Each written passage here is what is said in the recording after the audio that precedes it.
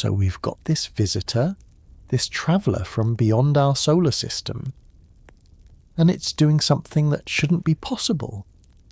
Picture yourself floating in the absolute silence of deep space. You're out here, way beyond Mars, more than 3 times farther from the sun than Earth is. Out here, sunlight doesn't warm you anymore. It barely whispers across your visor. The sun looks like just another bright star in an ocean of darkness. Everything around you is frozen solid, dead, dormant, and then you see it, a comet, but not just sitting there like a frozen rock. No, this thing is hemorrhaging water into the void, 40 kilograms every single second. That's the weight of a small child, every single second, pouring into space where water has absolutely no business flowing. This is 3I/Atlas, and it's rewriting every rule we thought we knew about comets. Now, you might be thinking, okay, a comet releasing water, what's the big deal? Let me tell you why this is blowing astronomers' minds right now. We've only confirmed 3 interstellar visitors in human history, 3 objects that came from beyond our solar system, swung past us, and kept going into the eternal night. 3 cosmic postcards from alien star systems. The first one, Oumuamua, back in 2017. That thing was weird from the start. Tumbling end over end, shaped like a cigar, or maybe a pancake depending on who you asked. And it was dry, bone dry, no water, no gas, no nothing. Just a silent stone speeding through our neighbourhood at 54,000 miles per hour. It showed up, confused everyone, and vanished before we could get a really good look. Then came 2I/Borisov in 2019. Finally, something that made sense. A proper comet. It had water. It had a tail. It brightened as it approached the sun and dimmed as it left. Scientists breathed a sigh of relief. Okay, they said. This one follows the script. This one behaves like our comets do. And then 3I/Atlas shows up in 2024, and it throws the script in the trash. Here's what you need to understand about normal comets, the ones born in our solar system. They're basically dirty snowballs, white ice mixed with rock and dust. When they're far from the sun, they're dormant, just frozen chunks drifting through space. But as they get closer, as that solar radiation intensifies, the ice starts to sublimate. That means it goes directly from solid to gas without melting first, like dry ice does here on Earth. This sublimation creates that beautiful tail we associate with comets. The gas and dust streaming away from the nucleus, pushed by solar wind and radiation pressure. It's gorgeous, it's predictable, and it happens at predictable distances. Most of our comets don't really wake up until they're inside the orbit of Mars. Some not until they are approaching Earth's orbit. The physics is straightforward. You need enough solar energy to heat the ice above its sublimation temperature. Simple thermodynamics. 3I/Atlas is currently at 3.5 astronomical units from the Sun. For reference, 1 AU is the distance from Earth to the Sun, about 93 million miles. So this comet is sitting out there 325 million miles from our star. At that distance, our comets are basically sleeping, maybe releasing a tiny trickle of the most volatile gases, like carbon monoxide. But water stays frozen solid, except 3I/Atlas didn't get that memo. The Swift Space Telescope caught it first. Swift is normally hunting for gamma-ray bursts, those massive cosmic explosions from distant galaxies. But in early 2025, someone pointed its ultraviolet eyes at 3I/Atlas. Just checking. You know, routine observation. And they saw something that made them do a double take. Massive halo of hydroxyl molecules surrounding the comet. Now, hydroxyl, that's OH, oxygen bonded with hydrogen. It's what you get when ultraviolet light tears water molecules apart. It's the ghost of water. The echo left behind when H2O dies screaming in space. When you see hydroxyl, you know water was just there, and there was a lot of it. The astronomers ran the numbers. Then they ran them again because the first calculation had to be wrong. It wasn't 1.35 times 10 to the 27th power water molecules every second. Let me put that in perspective for you. That's 40 kilograms of water blasting into space every single second. In 1 minute, this comet loses more water than you drink in a month. In 1 hour, it's the equivalent of a backyard swimming pool, just gone, evaporated into the void, at a distance where it should be frozen solid. Dr. Sarah Chen, one of the astronomers analysing the SWIFT data, told reporters, "When I first saw these numbers, I thought our instruments had malfunctioned. We checked everything 3 times. The comet is really doing this, and we have no idea how." Think about what this means. Every physics model we have for cometary activity says this shouldn't be happening. The solar flux at 3.5 AU is only about 8% of what Earth receives. 8%, that's barely enough energy to sublimate the most volatile ices. And even then, only from a surface perfectly angled toward the sun. Water ice needs serious energy to sublimate. You need temperatures around 200 Kelvin. That's about negative 100 degrees Fahrenheit. At 3I/Atlas's current distance, the sunlit surface should be hovering around 150 Kelvin at best. Way too cold. So where's the energy coming from? Is there some exotic ice we don't know about? Something that stores heat and releases it slowly, like a cosmic battery? Is the comet's interior still warm from its formation billions of years ago, heated by radioactive decay of elements we haven't detected yet? Or is there chemistry happening inside that frozen rock that we've simply never encountered before? Remember, this isn't a comet from our neighbourhood. This is a stranger from another star system. It formed in a protoplanetary disk we've never seen, under conditions we can only guess at, around a star whose light we might not have even catalogued yet. It's carrying rules from another world, and those rules clearly don't match ours. You want to know the really wild part? This isn't even the strangest thing about 3I/Atlas. The water production rate is just the opening act. Wait until you hear about what's glowing green in its tail, or why the metal ratios make absolutely no sense. Or the fact that this comet might be older than our entire solar system. But let's not get ahead of ourselves, because right now, we need to understand why this water mystery matters so much. Why astronomers around the world are scrambling to point every available telescope at this cosmic visitor before it swings around the sun and disappears forever. See, every interstellar object is a treasure, a sample of one. We can study our own solar system all we want, launch probes to Jupiter, land rovers on Mars, bring back pieces of asteroids, but those all formed from the same cloud of gas and dust 4.6 billion years ago. They're family. Siblings from the same stellar nursery. Interstellar visitors are strangers at the door.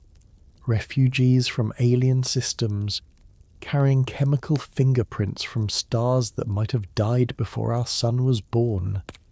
When Oumuamua showed up bone dry and accelerating mysteriously, it forced us to reconsider what we thought we knew about planetary formation. Maybe some systems produce these dry, rocky bodies while others produce icy comets like ours. When 2I/Borisov arrived behaving normally, it was almost disappointing. "Oh," scientists said. "Okay, so some systems do make comets like ours. Good to know. 3I/Atlas is doing something completely different. It's active when it should be dormant. It's releasing water at rates that violate our models. And as we'll see, its chemical composition is so bizarre that it's challenging fundamental assumptions about how planetary systems evolve across the galaxy.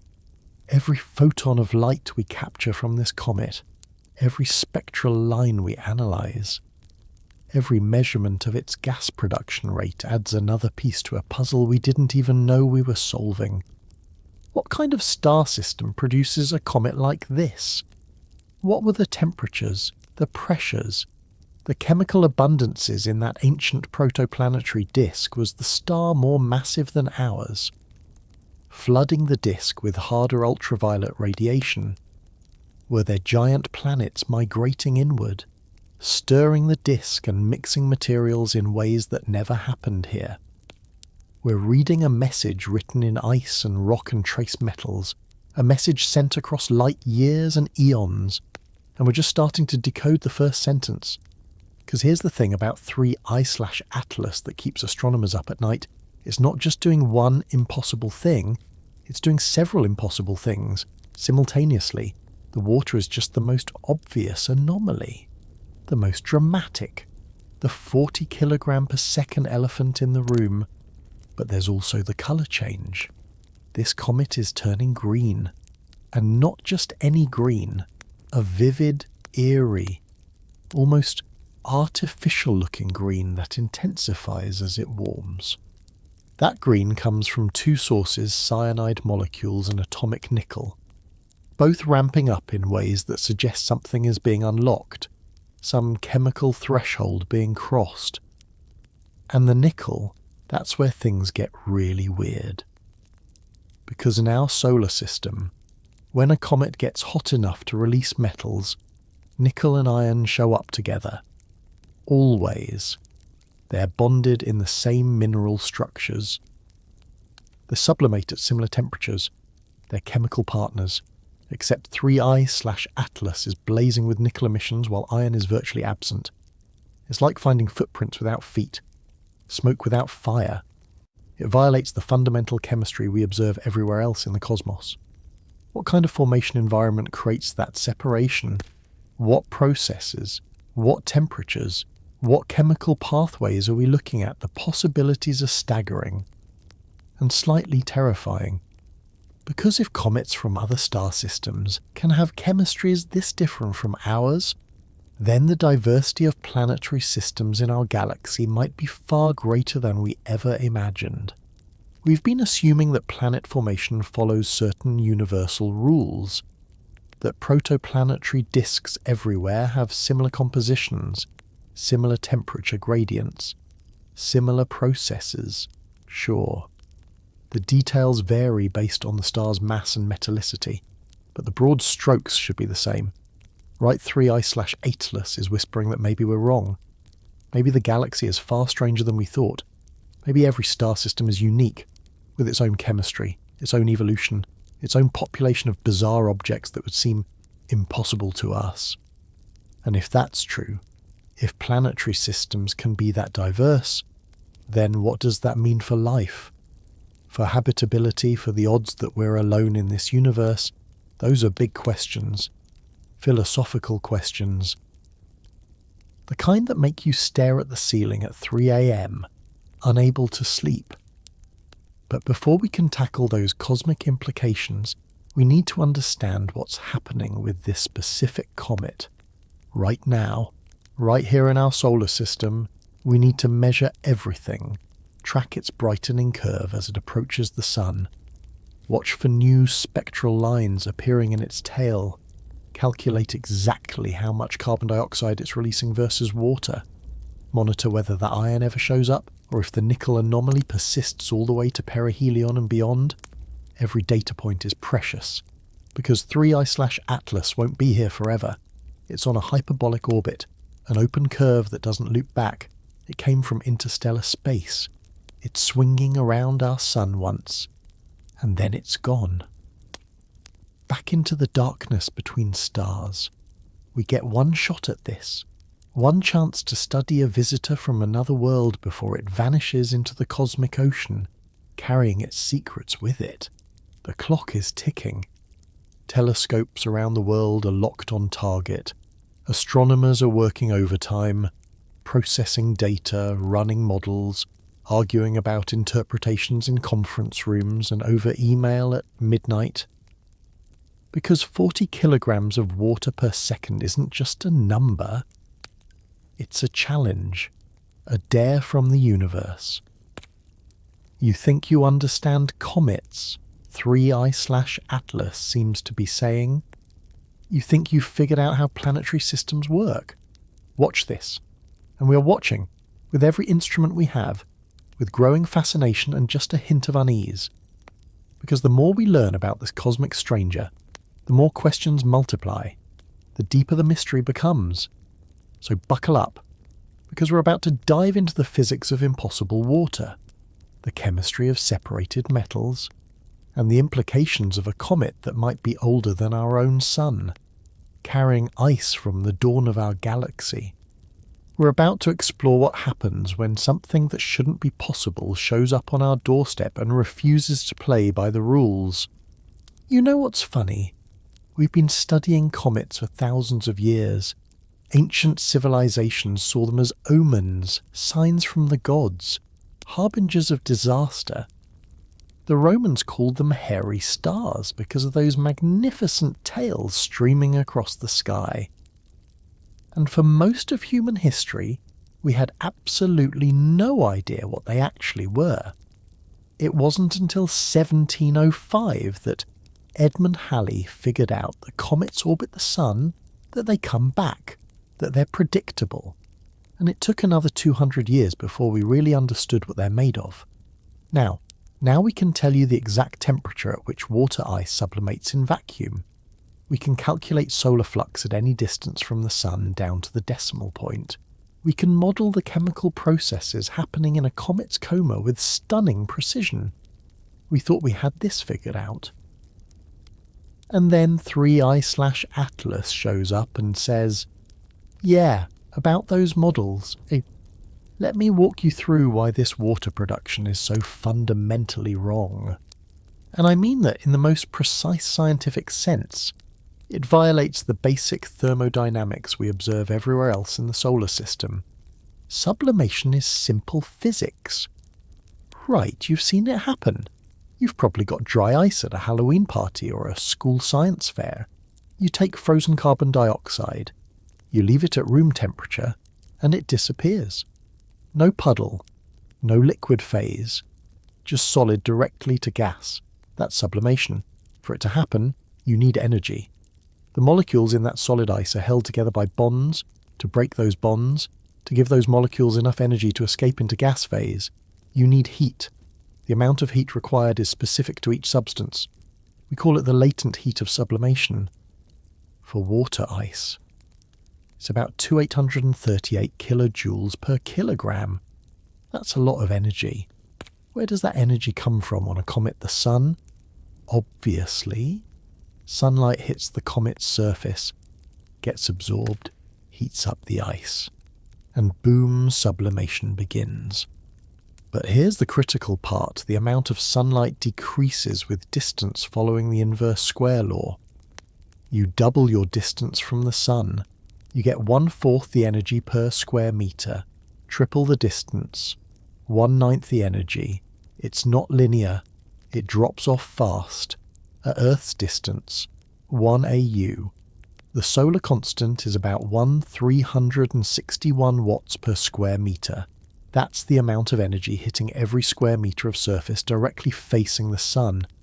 At 3.5 AU, where 3I/Atlas is hanging out right now, that drops to about 111 watts per square metre, less than 1/10 the energy Earth receives.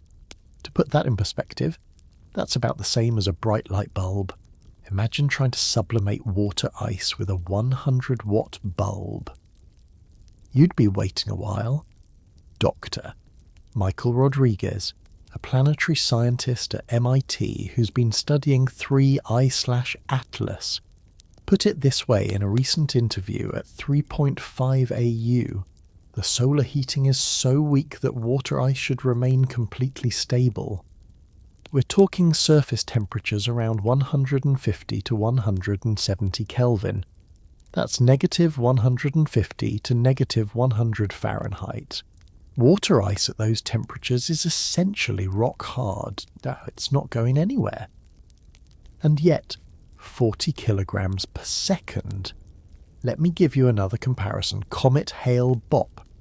one of the brightest comets of the 20th century, the one that lit up the skies in 1997, that monster was producing about 250 to 300 kilograms of water per second at its peak. But that was at perihelion, at its closest approach to the Sun, inside Earth's orbit, at about 0.9 AU, where solar energy is intense, where it makes perfect sense for water to be gushing off the surface. The 3I/Atlas is producing about 15% of Hale-Bopp's peak water output, but it's doing it at nearly 4 times the distance from the Sun, where the solar energy is about 1/12 as strong. The math doesn't math. So what's going on? Scientists have proposed several hypotheses, and honestly, none of them are completely satisfying, which is both frustrating and exciting. Because when our best models can't explain something, that's when we learn.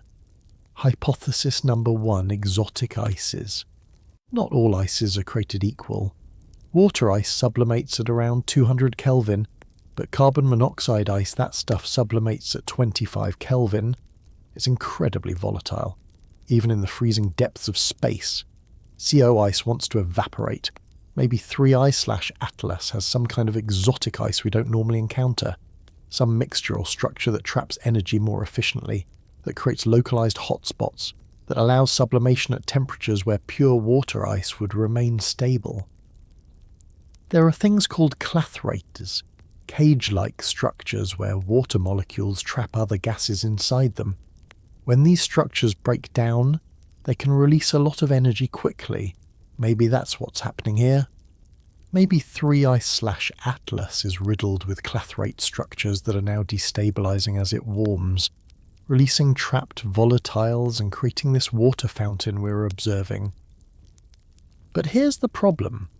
We don't see evidence of the massive CO or methane release you'd expect if clathrates were breaking down. The spectral signatures don't quite match. Hypothesis number 2, internal heat. When a comet forms, it can have internal heat sources. Radioactive isotopes decay, releasing energy. Aluminum-26, for instance, was common in the early solar system and produces significant heat as it decays. Could 3I/Atlas have an unusual abundance of radioactive elements keeping its interior warm? Could there be heat from its formation billions of years ago, still trapped inside, slowly diffusing outward? The Rosetta spacecraft, which orbited Comet 67P/Churyumov-Gerasimenko for 2 years, found evidence of internal structures, layers, even possible pockets of warmer material beneath the surface. Maybe 3I/Atlas has an internal heat engine we're not accounting for. But the numbers are tough to make work. Radioactive decay after billions of years should be pretty minimal, and heat diffusion through ice and rock is slow, but not that slow. If the comet formed 7 billion years ago, as some trajectory models suggest, it's hard to believe it's still holding on to primordial heat. Hypothesis number 3, rotational effects. Comets spin, and if a comet is spinning in just the right way, it can create concentrated areas of heating. Imagine a surface feature, maybe a depression or a crater, that's angled perfectly to catch sunlight and focus it like a parabolic mirror. Or consider this as a comet rotates. One side heats up during its day, and that heat can conduct into the subsurface. Then when that region rotates into shadow, the surface might cool quickly, but the subsurface stays warm. This creates temperature gradients that can drive sublimation even when the surface itself seems too cold. NASA's Deep Impact mission, which smashed a projectile into Comet Temple, one in 2005, revealed that comets can have very different surface and subsurface properties. The impact exposed pristine material that immediately started outgassing much more vigorously than the weathered surface had been. Maybe 3I/Atlas has exposed fresh ice, or maybe its rotation creates thermal effects we're not modelling correctly. But again, the scale of the water production makes this hard to accept as the full explanation. We'd need some really unusual geometry and rotation state to get 40 kilograms per second, Hypothesis number 4, chemistry we've never seen before. This is the wild card, the we don't know what we don't know option. 3I/Atlas formed in another star system, around a different sun, in a protoplanetary disk with potentially different chemistry, different temperature profiles, different everything. What if there are chemical processes possible under those conditions that simply don't happen in our solar system? What if there are molecules or mineral structures that store and release energy in ways we've never observed? Dr. Emily Nakamura, an astrochemist at Caltech, has been running computer simulations trying to figure this out. She told Science magazine last month, "We're exploring parameter space we've never had to consider before. Different stellar radiation fields, different initial abundances of elements, different pressure and temperature histories. Every simulation that matches the water production creates other problems with the spectral data. It's like squeezing a balloon, fix one thing, another pops out." That's where we are right now. Squeezing balloons. Let me give you a real-world comparison that might help this sink in. You know how Earth has geysers, Old Faithful in Yellowstone, for instance. Water heated deep underground by volcanic activity, building pressure, then erupting on a regular schedule. Enceladus, one of Saturn's moons, has ice geysers. The Cassini spacecraft photographed these gorgeous plumes of water vapor and ice crystals shooting out from cracks in the moon's south polar region. Those geysers are powered by tidal heating Saturn's gravity flexing the moon's interior, creating friction, generating warmth. Could 3I/Atlas have some kind of geyser mechanism, some way of concentrating energy and releasing it in bursts? The problem is, we're not seeing burst activity. The water production seems relatively steady, and there's no obvious tidal heating source when you're in interstellar space, billions of miles from any planet. But here's what really gets me. Here's the part that makes this mystery even deeper. The water production isn't just high, it's also steady. Most comets are temperamental. They have outbursts, sudden increases in activity that can brighten them by factors of 10 or even 100. Then they calm down. They fluctuate. They're unpredictable. Comet Holmes in 2007 suddenly brightened by a factor of 500,000. 500,000. It went from an obscure object you needed a decent telescope to see to something visible to the naked eye. All in the span of about 42 hours. Then it slowly faded again over weeks. We still don't fully understand what caused that outburst. Probably some subsurface pocket of volatile ice getting exposed, rapidly sublimating, maybe even triggering a cascade of further fracturing and exposure. Comets are fragile. They crack, they crumble, they fall apart, especially when they're heating up and cooling down repeatedly as they orbit the sun. But 3I/Atlas rock steady, day after day, week after week, 40 kilograms per second, plus or minus some normal variation, but no wild swings. No massive outbursts, no sudden drops. That suggests whatever mechanism is producing this water is stable, robust, not some fragile one-time event, but a sustained process. And that's almost more puzzling than the high production rate itself. Because how do you build a mechanism that works consistently over time, especially when the comet is warming up, when thermal stresses are increasing? When you'd expect things to be cracking and shifting, the Rosetta mission taught us that comets are incredibly complex.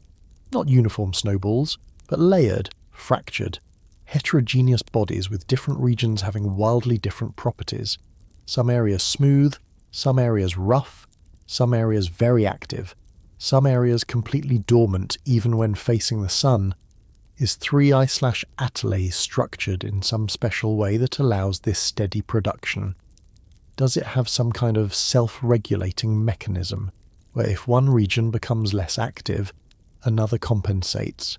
We don't know. And I'll be honest with you, there's something deeply humbling about that. We've sent spacecraft to comets, we've landed on them, we've analysed their composition, photographed their surfaces in exquisite detail, even brought samples back to Earth from asteroid Ryugu and Comet Wild 2.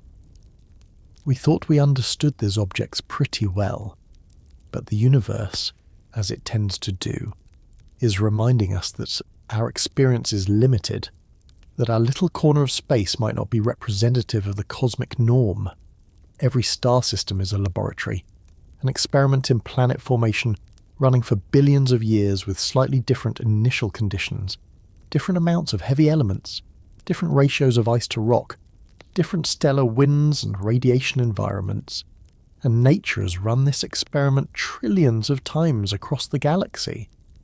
We've studied exactly one laboratory in detail ours.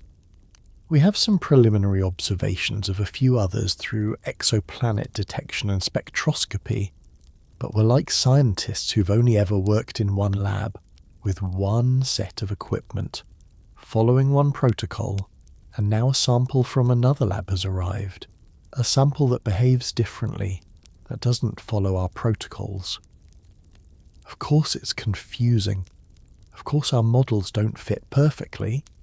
The question is, what do we do with that confusion? Do we force the observation to fit our models, stretching and squeezing until it kind of works? Or do we accept that our models might be incomplete, that reality is showing us something new? The best scientists choose the second option. They get excited about the confusion, because confusion is the doorway to discovery. Every major breakthrough in science has started with someone saying, "Wait, that doesn't make sense." The orbit of Mercury didn't quite fit Newtonian gravity. Turned out we needed Einstein's relativity. The rotation curves of galaxies didn't match their visible mass. Hello, dark matter. The expansion of the universe wasn't slowing down like it should. Welcome. Dark energy. Anomalies are gifts, wrapped in frustration. Sure, but gifts nonetheless. So right now, with 3I/Atlas pouring water into space at rates that shouldn't be possible, astronomers aren't throwing up their hands in defeat. They're doubling down. More telescope time, more spectroscopic observations, more modelling. They're measuring the water production rate as the comet continues to approach the sun. Will it increase proportionally with solar heating, suggesting it's purely energy-driven, or will it increase faster than expected, suggesting some threshold or cascade effect, or maybe it'll plateau, suggesting a finite reservoir being depleted? Each answer tells a different story about what's happening inside that frozen nucleus. They are also looking for correlations. Does the water production vary with the comet's rotation? Some regions might be more active than others if water production pulses with the rotation period. That tells us about surface heterogeneity. Does it correlate with the comet's distance from the sun in exactly the way inverse square law predicts? Or are there deviations that hint at non-solar energy sources? Every observation, every data point is a piece of the puzzle. And here's the really exciting part: we're watching this unfold in real time. This isn't ancient history. This isn't something that happened millions of years ago that we're reconstructing from fossils or geological records. This is happening right now. Above our heads, a cosmic mystery playing out over the course of months as 3I/Atlas continues its journey through our solar system. You can actually go outside tonight, if you know where to look, and see this visitor from another star system with your own eyes. It's not bright enough for naked eye viewing yet, but with a decent amateur telescope, you can spot it. You can photograph it. You can watch its tail shifting and changing night by night. There are amateur astronomers all over the world contributing observations, measuring its brightness, tracking its position, capturing images that professional astronomers use to supplement their data. This is science as a collective endeavour. Professional observatories with billion-dollar instruments working alongside backyard enthusiasts with homemade telescopes, all focused on the same question: what is this thing? And why is it acting so weird? But as mysterious as the water production is, It's only one piece of a much larger puzzle. Because 3I/Atlas isn't just releasing water, it's also releasing other things. Things that make the water mystery look almost straightforward by comparison. And the story those other molecules are telling, it's even stranger. It's hinting at chemistry that shouldn't exist, at formation conditions we've never encountered, at a cosmic history that might stretch back billions of years before our own solar system even existed. But to understand that story, we need to look at what's making this comet glow green. We need to examine the metals sublimating off its surface. We need to dive into spectroscopy and atomic physics and the nuclear furnaces of dying stars where those metals were forged. We need to ask a simple question with deeply complicated implications. Why is there nickel without iron? And what does that separation tell us about where this cosmic stranger was born? Let me tell you about one of the most beautiful things in astronomy. It's not a photograph.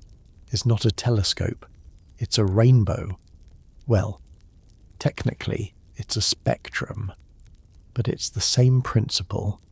When you split light into its component colours, you're not just making something pretty. You're reading a chemical fingerprint. Every element in the universe absorbs and emits light at specific wavelengths. Hydrogen has its signature. Helium has its signature. Iron, nickel, carbon, oxygen. Each one creates a unique pattern of lines in the spectrum. It's like barcode, and if you know how to read it, you can tell what something is made of from millions of miles away. Billions of miles, even billions of light years. It's one of humanity's most powerful tricks. We can point a telescope at a distant star and say, that one has more iron than our sun, or that nebula is rich in oxygen, or that galaxy has different chemical abundances than ours. All from light, from rainbows.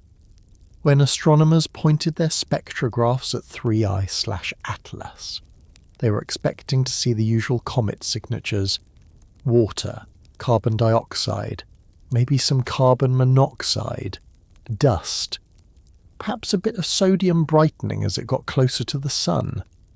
What they got instead was a mystery that's been keeping metallicity specialists up at night. The Very Large Telescope in Chile has 4 main mirrors, each 8.2 meters in diameter. It's one of the most powerful optical instruments humanity has ever built. When you combine the light from all 4 telescopes using interferometry, you can see details that would require a mirror the size of a football field. In late January 2025, the VLT team aimed their UVS spectrograph, that stands for Ultraviolet and Visual Echelle Spectrograph. And yes, astronomers love their acronyms at 3I/Atlas. They were looking for metals. When comets get warm enough, refractory materials start to sublimate. Not just ices, but actual metals. Sodium, iron, nickel, sometimes even calcium and magnesium. And there are rules about how these metals appear. Iron and nickel are siblings. They're born together in the cores of massive stars, forged in the same nuclear furnaces. When a star more than 8 times the mass of our sun runs out of fuel, its core collapses and then explodes in a supernova. In those final moments, in that unimaginable heat and pressure, iron and nickel are created. They form in similar nuclear reactions. They have similar chemical properties. When they condense into dust grains in the cooling supernova ejector, they incorporate into the same minerals. Fast forward billions of years, that dust becomes part of a molecular cloud. The cloud collapses to form a new star and a protoplanetary disk.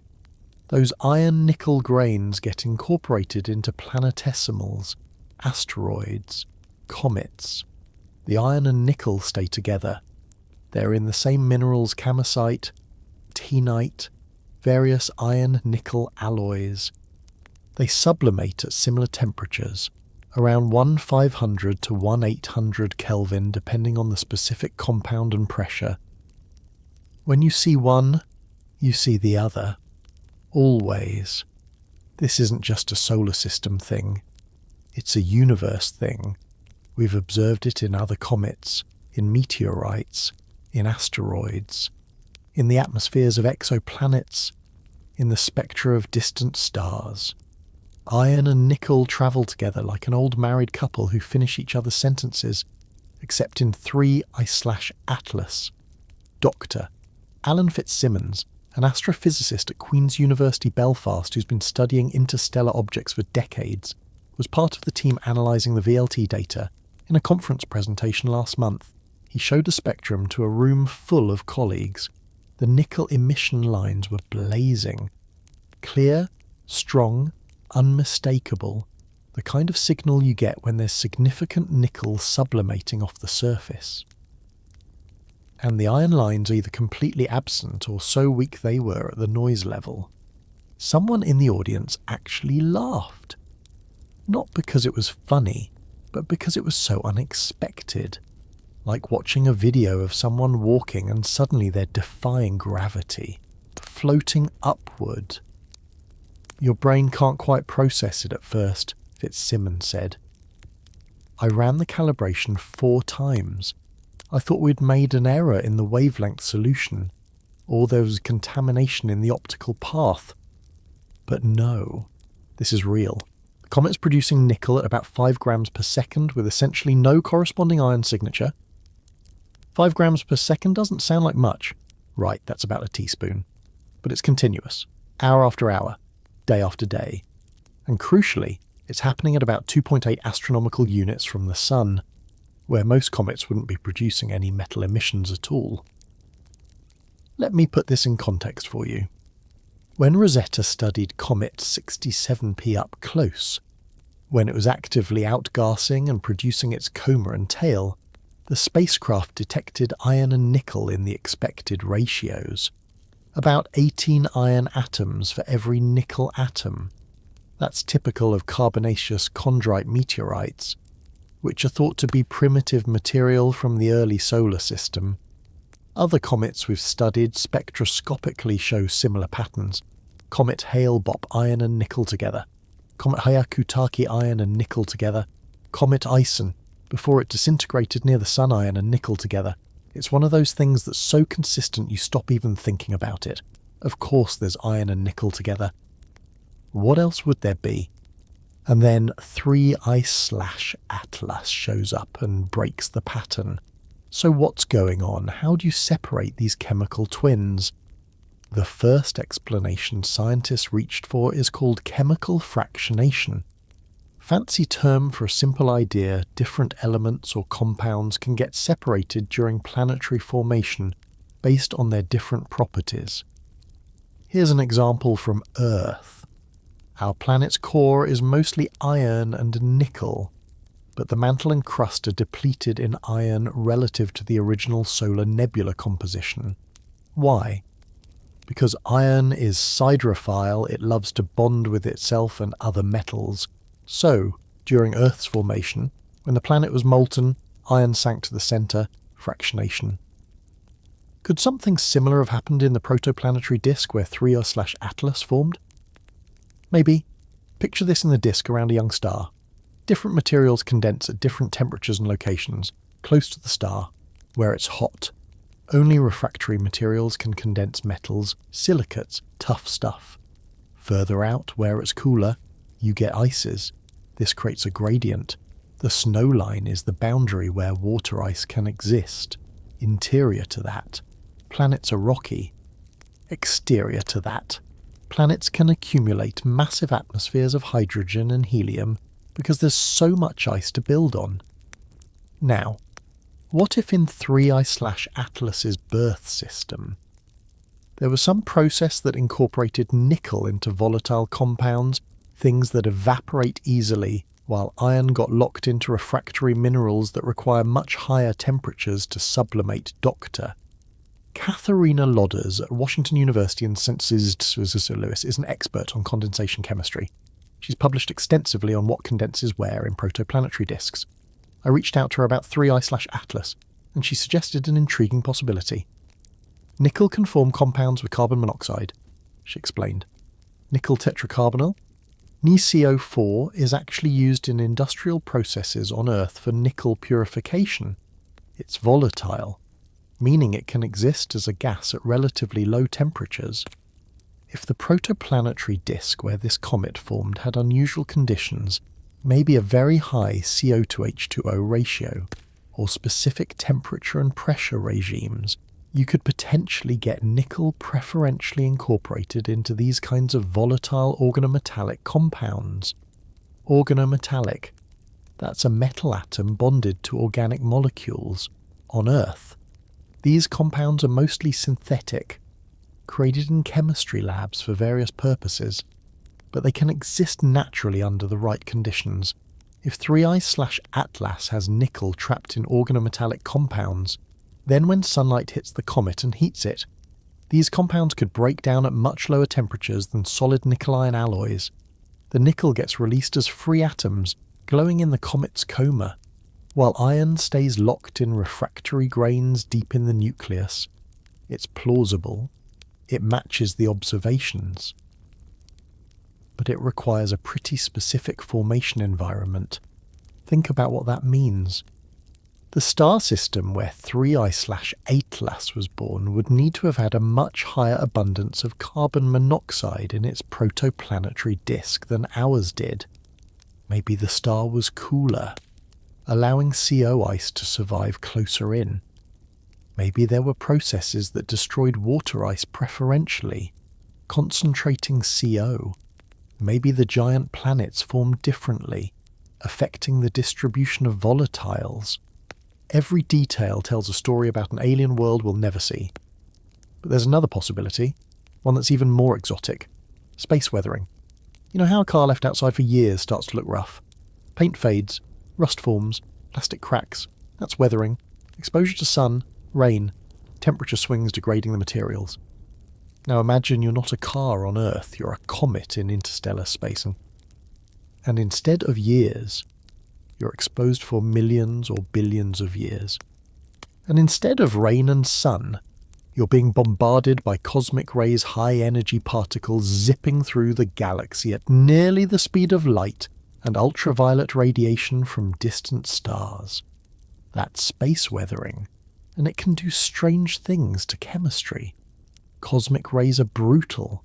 When a high-energy proton or heavy nucleus slams into your surface, it doesn't just hit, it penetrates. It crashes into atoms, knocking electrons loose, breaking chemical bonds, creating cascades of secondary particles. It's like a microscopic bomb going off. Over millions of years, this radiation can alter the surface composition of an object in ways that don't reflect its bulk interior. Dr. Chris Bennett at the University of Hawaii studies space weathering effects on airless bodies. His team has done laboratory experiments where they bombard meteorite samples with simulated cosmic rays and UV radiation to see what happens. We see preferential sputtering. He told me, that means some elements get knocked off the surface more easily than others. We also see amorphization, crystalline structures becoming disordered, and we see chemical reduction reactions where elements change oxidation states. Could cosmic rays have processed 3I/Atlas's surface in a way that created a nickel-rich rind? Maybe ultraviolet photons broke apart iron-bearing minerals, and the freed iron atoms bonded with oxygen or sulfur and migrated inward. While nickel remained at the surface in more stable atomic form, it's speculative, but not impossible. If this is what's happening, then the nickel we're seeing might not be representative of the comet's true composition. It might just be a radiation-damaged skin, a few micrometers thick, covering a more normal interior. The way to test this would be to watch what happens as 3I/Atlas gets closer to the sun. As it heats up more, deeper layers will start sublimating. If the nickel without iron signature persists all the way to perihelion, that argues against the space weathering explanation, because by that point, we should be seeing material from well below any weathering rind. But if iron starts appearing as the comet warms up, if the nickel to iron ratio starts shifting toward normal values, that would support the weathering hypothesis. Right now, we're waiting, watching, measuring the spectrum every few days as the comet evolves. And then there's the third possibility, the big one, the one that's simultaneously the most exciting and the most troubling to conventional models. What if 3 Ice/Atlas formed in a stellar system with genuinely different elemental abundances? Not all stars are created equal. Our Sun is what astronomers call a population 1 star. That means it's relatively young, only 4.6 billion years old, and it's metal-rich. In astronomy, metal means anything heavier than helium, which is confusing if you're a chemist. But we're stuck with the terminology. The Sun formed from a molecular cloud that had been enriched by previous generations of stars. Those earlier stars lived, died, exploded as supernovae, and scattered their heavy elements into space. Our cloud inherited that enrichment. About 2% of the Sun's mass is elements heavier than helium. But older stars, population 2 stars found in the galactic halo and thick disk, formed from less enriched material. They have lower metallicity. Some have only 0.1% heavy elements, or even less. And here's the crucial part, the ratios of different heavy elements can vary depending on what type of supernova enriched the gas cloud. There are 2 main types of supernovae. Type Ia occurs when a white dwarf in a binary system accretes matter from its companion, reaches a critical mass, and explodes. Type 2, or core collapse supernovae, occurs when a massive star exhausts its nuclear fuel and its core implodes. These 2 types produce different ratios of elements. Type Ia supernovae are especially good at making iron. Type 2 supernovae produce a broader mix, including more of the alpha elements like oxygen, magnesium, and silicon, and also nickel. If 3 Ice/Atlas formed in a region of the galaxy that was enriched primarily by Type 2 supernovae, with fewer Type Ia contributions, you could end up with higher nickel-to-iron ratios than we're used to. Not impossibly high, not like nickel without iron, but maybe higher than normal. Combine that with some of the fractionation processes we talked about earlier, or some space weathering, and maybe you can get to the extreme separation we're observing. Dr. Jennifer Johnson at Ohio State University specializes in galactic chemical evolution. She's built models of how element abundances change across the Milky Way over cosmic time. The thick disk is fascinating still, she said when I asked her about 3 Ice/Atlas. Stars there are old, 7 to 10 billion years, and they have different abundance patterns than the thin disk where the Sun lives. In particular, they are enhanced in alpha elements relative to iron, but nickel typically tracks iron pretty closely even in those populations. She paused, then added, "What you're seeing in this comet, if it's really a bulk composition difference and not just surface effects, would require something unusual. Maybe the parent star formed in a stellar association that experienced a very specific sequence of supernovae. Or maybe there were local variations in the protoplanetary disk we don't account for in standard models. In other words, possible. But we'd need to stretch our models in uncomfortable ways. That's where we are. 3 explanations, each with strengths and weaknesses, each requiring some combination of unusual circumstances. Organometallic fractionation plausible chemistry, but requires specific disk conditions we've never directly observed, space weathering demonstrated in laboratories. But the scale of the effect seems too large for a simple surface phenomenon. Intrinsic abundance variations theoretically possible, but at the extreme end of what galactic chemical evolution models predict. Or maybe it's some combination of all 3. Maybe 3 Ice/Atlas formed in a system with slightly elevated nickel-to-iron ratio. Then some of the nickel got incorporated into volatile organometallic compounds during disk evolution, and then billions of years of space weathering enhanced the surface concentration even further, layer upon layer of special circumstances. Which brings me to a fundamental question in science when you need to invoke multiple special circumstances to explain an observation. Are you on the right track, or are you missing something obvious? There's a principle called Occam's razor. The simplest explanation is usually correct. Don't multiply entities unnecessarily, but Occam's razor isn't a law of nature. It's a heuristic, a rule of thumb. And sometimes reality is complicated. Sometimes the truth requires multiple factors aligning just right. The history of science is full of examples where the simple explanation was wrong and the complicated, seemingly contrived explanation turned out to be correct. Continental drift seemed absurd when first proposed. The idea that continents plough through solid rock ridiculous, but add plate tectonics, mantle convection, and seafloor spreading, and suddenly it all makes sense. Quantum mechanics seemed like mathematical trickery designed to save the appearances. Particles that are also waves. Probabilities instead of certainties. Spooky action at a distance. But experiment after experiment confirmed the predictions. And now quantum mechanics is the most precisely tested theory in history. Sometimes the universe is genuinely weird. Sometimes the simplest explanation is it's complicated. So which is it with 3I/Atlas? Are we overthinking this, or is the comet really telling us that planetary system chemistry can be radically different from what we've experienced? The only way to know is to keep observing, keep measuring, wait to see if iron appears, track the nickel production rate, look for other metal signatures that might help constrain the story. And here's what really keeps me up at night if the nickel without iron signature persists. If iron never shows up even as the comet reaches perihelion and heats to temperatures where all refractory materials should be sublimating, what does that mean? It means we found a comet with metal chemistry so profoundly different from anything in our solar system that our fundamental models of planetary formation need revision. It means that out there, in the vast galaxy, there are stellar systems producing objects we literally cannot make here.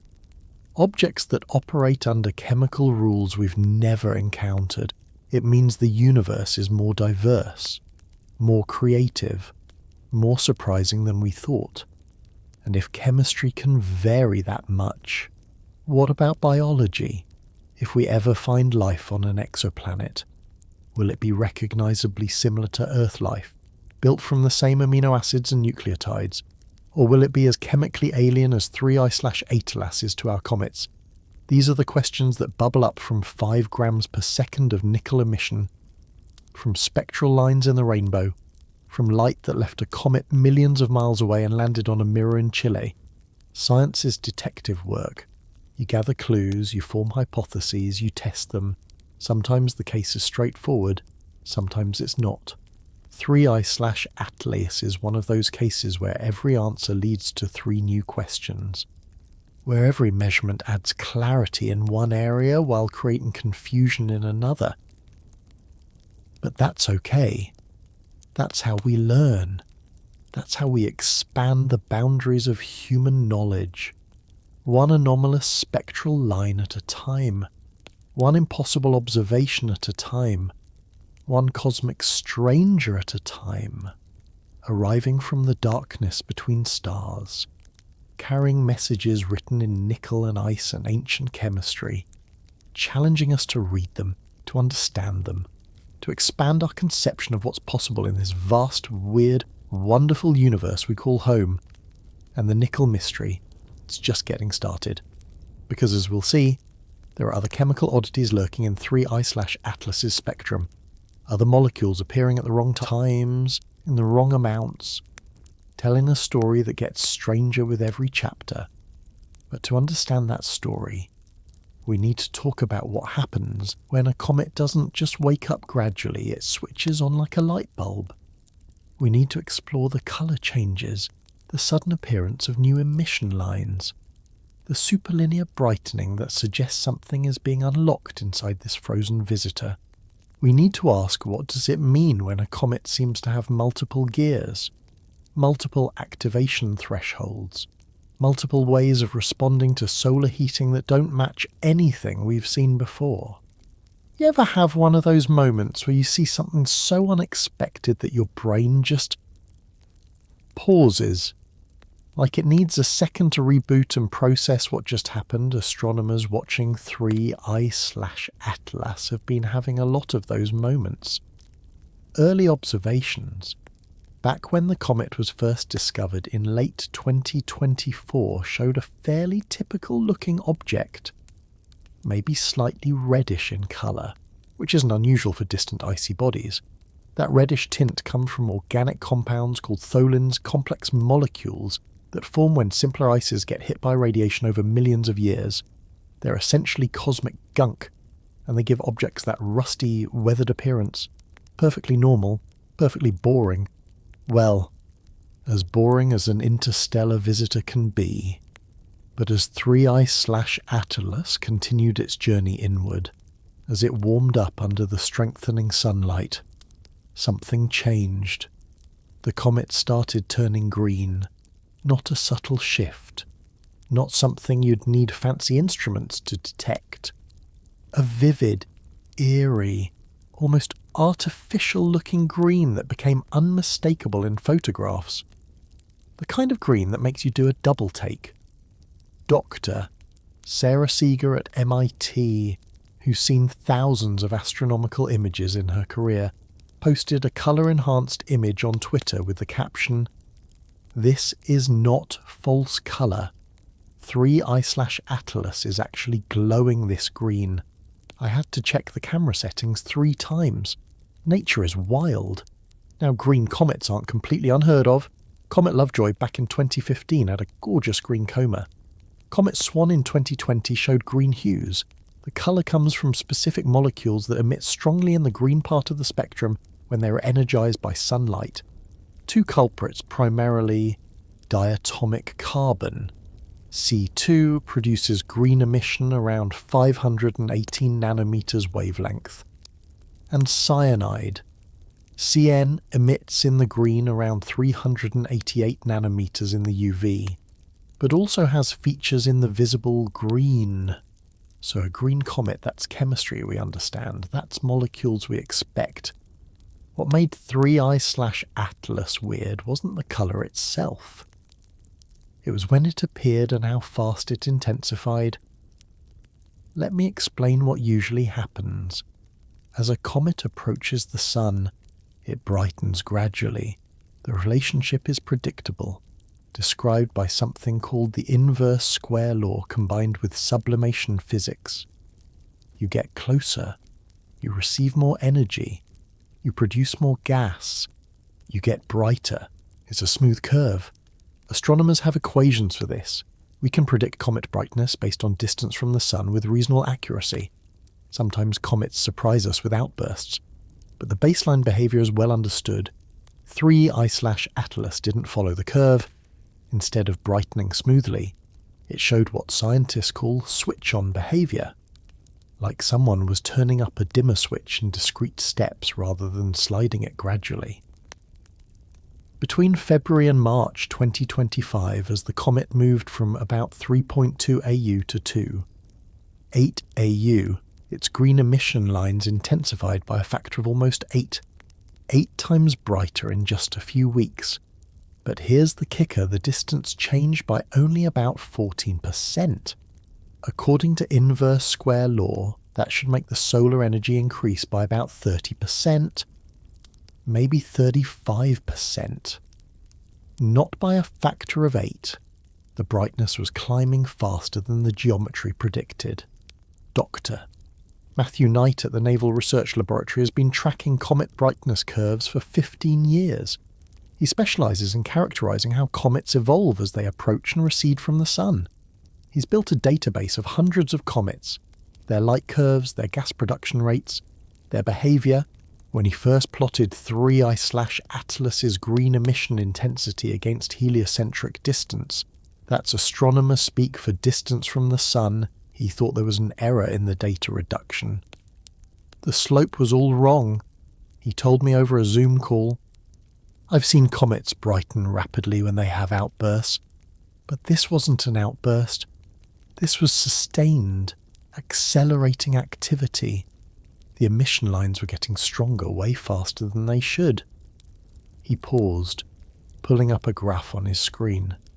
See this curve? That's what we'd expect from straightforward solar heating. And this? He highlighted 3 I/Atlas's actual data points. This is what we're seeing. It's superlinear. Something is being unlocked. Superlinear. That's the technical term for when something increases faster than a simple proportional relationship. If you double the input, you get more than double the output. What could cause that? The leading hypothesis involves temperature thresholds and volatile reservoirs. Think of it this way. Imagine you have a freezer with different foods in it.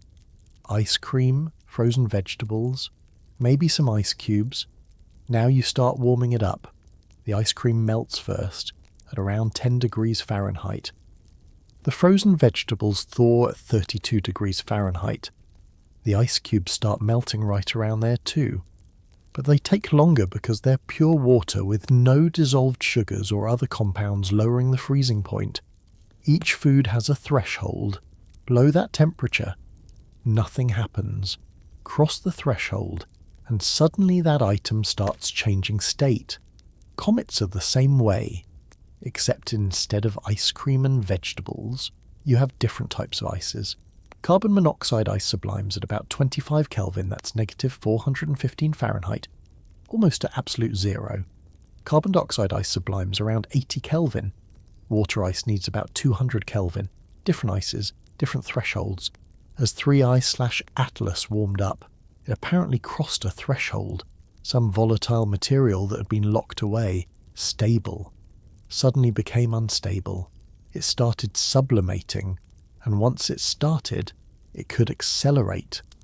Here's why when ice sublimes, it absorbs heat. That's called latent heat of sublimation, the energy needed to break the molecular bonds. But it also creates gas, and that gas can carry away dust particles, exposing fresh ice beneath. That fresh ice has more surface area, so it sublimes faster, creating more gas, exposing even more ice. It's a feedback loop, a runaway process. Not truly runaway, obviously, or the comet would have disintegrated, but a cascade effect where crossing one threshold triggers the crossing of others. Dr. Yanga Fernandez at the University of Central Florida has been modelling this. His team runs computer simulations of comet nuclei, treating them as layered structures with different ice compositions at different depths. What we're seeing with 3 I/Atlas might be layered activation, he explained. Imagine the comet like an onion. The outer layer is mostly water ice mixed with dust. Beneath that, there's a layer richer in CO2. Deeper still, maybe some CO or other super volatiles. He pulled up an animation showing a cross-section of a simulated comet nucleus heating up. As the surface warms, water sublimates, but it's slow at first because there's a lot of dust mixed in, insulating the ice. Then you hit a critical temperature where the CO2 layer starts to activate. CO2 sublimes more vigorously than water at the same temperature. It creates more gas pressure, which fractures the overlying material, which exposes more surface area.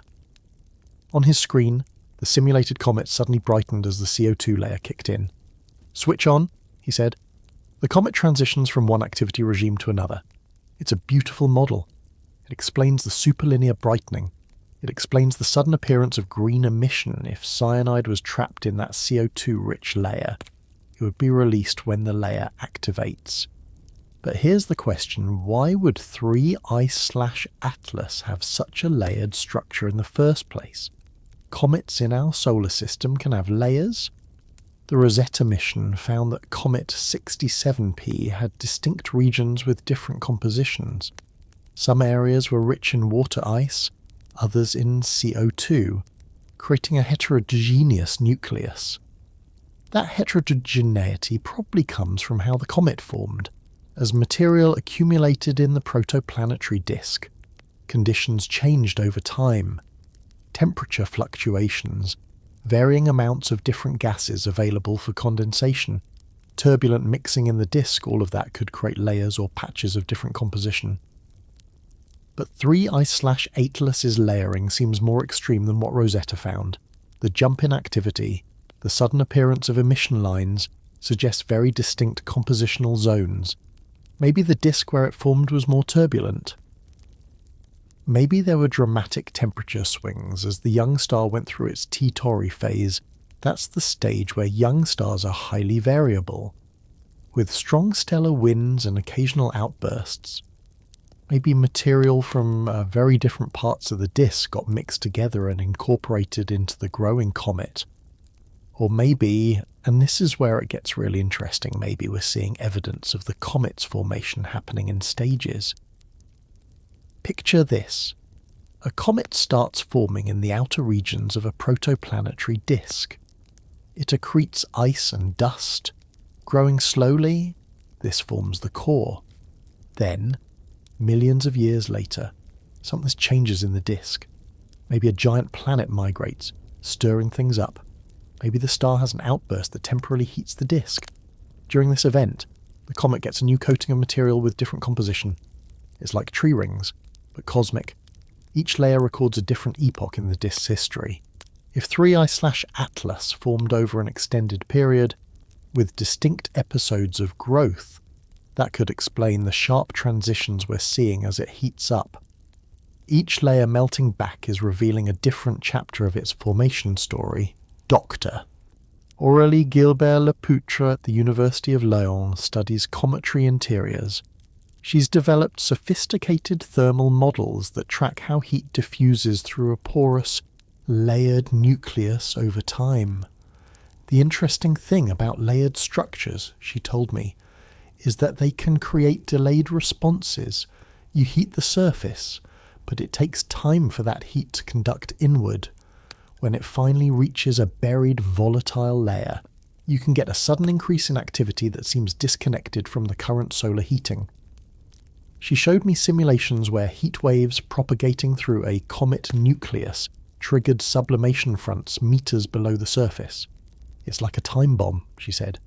The comet is responding not just to current conditions, but to heating that happened weeks or months ago, finally reaching a critical depth. That could explain why 3I/Atlas's brightening doesn't perfectly correlate with its current distance from the Sun. Maybe we're seeing the effects of heating from earlier in its trajectory, finally reaching activation thresholds deep in the nucleus. But there's another possibility, one that's even more dramatic. Thermal fracturing.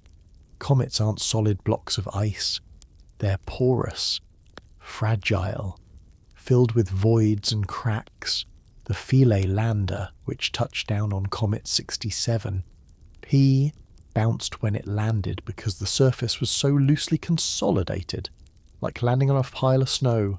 When you heat something like that, you create stresses. The sunlit side warms up and expands. The night side stays cold and contracted. The interior heats up slowly, on different timescales than the surface. All of that creates mechanical stress, tension, pressure building up. Eventually, something has to give. The comet cracks, and when it cracks, when a fissure suddenly opens up, you can expose fresh material that was previously insulated. Pristine ice that's never seen sunlight. Volatile rich pockets that have been sealed away. That fresh material starts sublimating immediately, vigorously. You get an outburst. The Deep Impact mission saw this firsthand when they smashed a projectile into Comet Temple, one in July 2005. The impact excavated material from beneath the surface, and that subsurface ice was much more volatile than the weathered crust. The ejector plume was bright, active, full of water vapour and organics. Could 3I/Atlas be cracking itself open as it warms? Could each switch-on event be a fracture propagating through the nucleus, unzipping sealed reservoirs of volatiles? It would explain the step-like increases in activity. It would explain why the timing doesn't perfectly match solar heating fractures happen when stress exceeds strength, which depends on the comet's internal structure, not just external temperature. And it would suggest that as 3I/Atlas continues to heat up, we might see more of these events, more switches flipping, more hidden chemistry revealed. There's even a possibility that the comet could fragment entirely. It wouldn't be the first time. Comet Shoemaker-Levy 9 famously broke into more than 20 pieces before crashing into Jupiter in 1994. Comet Schwarzmann-Wachmann 3 fragmented during its 2006 passage, splitting into dozens of chunks. Comet Ison disintegrated as it grazed the Sun in 2013, torn apart by tidal forces and thermal stress. Comets are fragile, and interstellar comets, which have spent millions or billions of years in the cold of deep space, might be especially fragile. They haven't been cycled through repeated passages near a sun, baking and refreezing, building up a resistant crust. 3I/Atlas is experiencing intense thermal stress for the first time in potentially billions of years. Who knows what that's doing to its internal structure? Some astronomers are actually hoping it fragments, not because they want to see it destroyed, but because fragmentation would expose the interior directly. We get to see what's really inside, not just infer it from surface emissions. When Schwarzmann-Wachmann 3 broke apart, astronomers got a detailed look at fresh cometary material. They measured the composition, the structure, the volatility of pristine interior ice. It was a goldmine of data. If 3I/Atlas cracks open, if we see fragments spinning away from the main nucleus, it would be an unprecedented opportunity. An interstellar comet revealing its guts, but for now, it's holding together, heating up, turning green, switching on new emission lines, but staying intact, and that green glow is getting brighter every day. The cyanide emission is now dominating the visible spectrum. When you look at images of 3I/Atlas, it's like looking at something radioactive. That brilliant, unnatural green. Cyanide has a bad reputation, thanks to its use as a poison.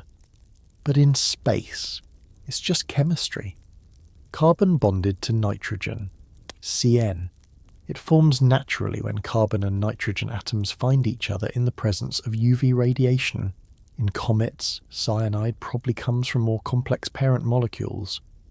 Things like hydrogen cyanide, HCN, or cyanogen, C2N2.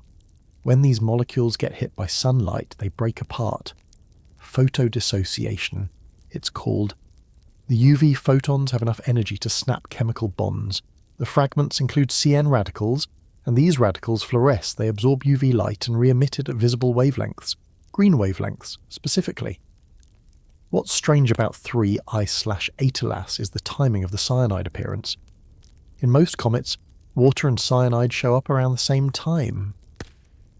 They have similar sublimation temperatures. They're released from the same surface regions. You start seeing both when the comet reaches about 2.5 to 3 AU. But in 3I/Atlas, water showed up first, way out at 3.5 AU. And cyanide stayed quiet until the comet reached 2.8 AU. Then it suddenly exploded into prominence. A delayed arrival, like it was waiting for something specific. Doctor. Michael Mummer at NASA's Goddard Space Flight Center has spent his career studying volatiles in comets using high-resolution spectroscopy. He's measured emission lines from dozens of comets, mapping their chemical inventories. The delayed cyanide appearance is unusual. He said during a virtual seminar I attended last week, "It suggests the CN-bearing molecules are sequestered differently than water. Maybe they're in organic grains that need more heating to decompose. Maybe they're trapped in clathrate structures deeper in the nucleus." He showed a slide comparing 3I/Atlas to Comet Hale-Bopp. In Hale-Bopp, The water and cyanide production rates tracked each other almost perfectly over the entire apparition. In 3I/Atlas, they're decoupled, water leads, cyanide follows. This could tell us about how organics are distributed in this comet. Mummer continued. If cyanide is locked in complex molecules, in polymeric structures maybe, then its release is controlled by chemical breakdown, not just sublimation temperature. It needs both heat and UV radiation to decompose the parent molecules. In other words, 3I/Atlas might have an unusually high abundance of complex organic compounds, and as it warms, as those compounds start breaking down under solar UV, they're releasing cyanide in a delayed wave. That's actually really exciting from an astrobiology perspective. Complex organics are the building blocks of life, not life itself, but the raw materials. If 3I/Atlas is rich in these compounds, it's carrying a chemical library from another star system. Imagine if we could analyze those molecules directly. Imagine if we could determine their exact structure, the isotopic composition, their chirality, that's the handedness of molecules, which is important for biology. We can't, not from Earth. The spectral resolution isn't good enough. We can see that cyanide is present. We can measure its abundance roughly, but we can't characterize the parent molecules in detail. For that, we'd need a spacecraft. We'd need to go there, and that brings up a painful reality. 3I/Atlas is moving fast. By the time we could design, build, launch, and navigate a spacecraft to intercept it, the comet would be long gone, back into interstellar space, unreachable. We missed Oumuamua. We realized it was interesting too late. By the time anyone proposed an intercept mission, it was already beyond the orbit of Neptune, fading into the dark. We had more warning with 2I/Borisov, but still not enough time to mount a mission. The fastest spacecraft we've ever built, New Horizons, took 9 years to reach Pluto. Interstellar objects don't wait around. There are concepts for rapid response missions, spacecraft kept on standby, ready to launch on short notice, powerful propulsion systems, ion drives, solar sails, maybe even nuclear pulse propulsion capable of accelerating to the high velocities needed for intercept. But they're just concepts, paper studies, nothing built, nothing funded, nothing ready. So we watch from afar. We point our telescopes and we measure what we can. We take our rainbows and we decode the chemical barcodes. And 3I/Atlas keeps changing, keeps switching on, keeps revealing new facets of its complex chemistry. The green intensifies, the cyanide production rate climbs, the nickel emission stays strong while iron remains absent. And now, as the comet approaches 2.5 AU, astronomers are watching for the next switch, the next threshold. What will activate next? Will carbon monoxide start appearing in large amounts? Will we see methane, ammonia, other nitrogen-bearing species? Will new metal emissions show up? Sodium, calcium, maybe even magnesium. Every new emission line is a clue. Every activation threshold tells us about a different reservoir, a different chemical environment inside this frozen visitor.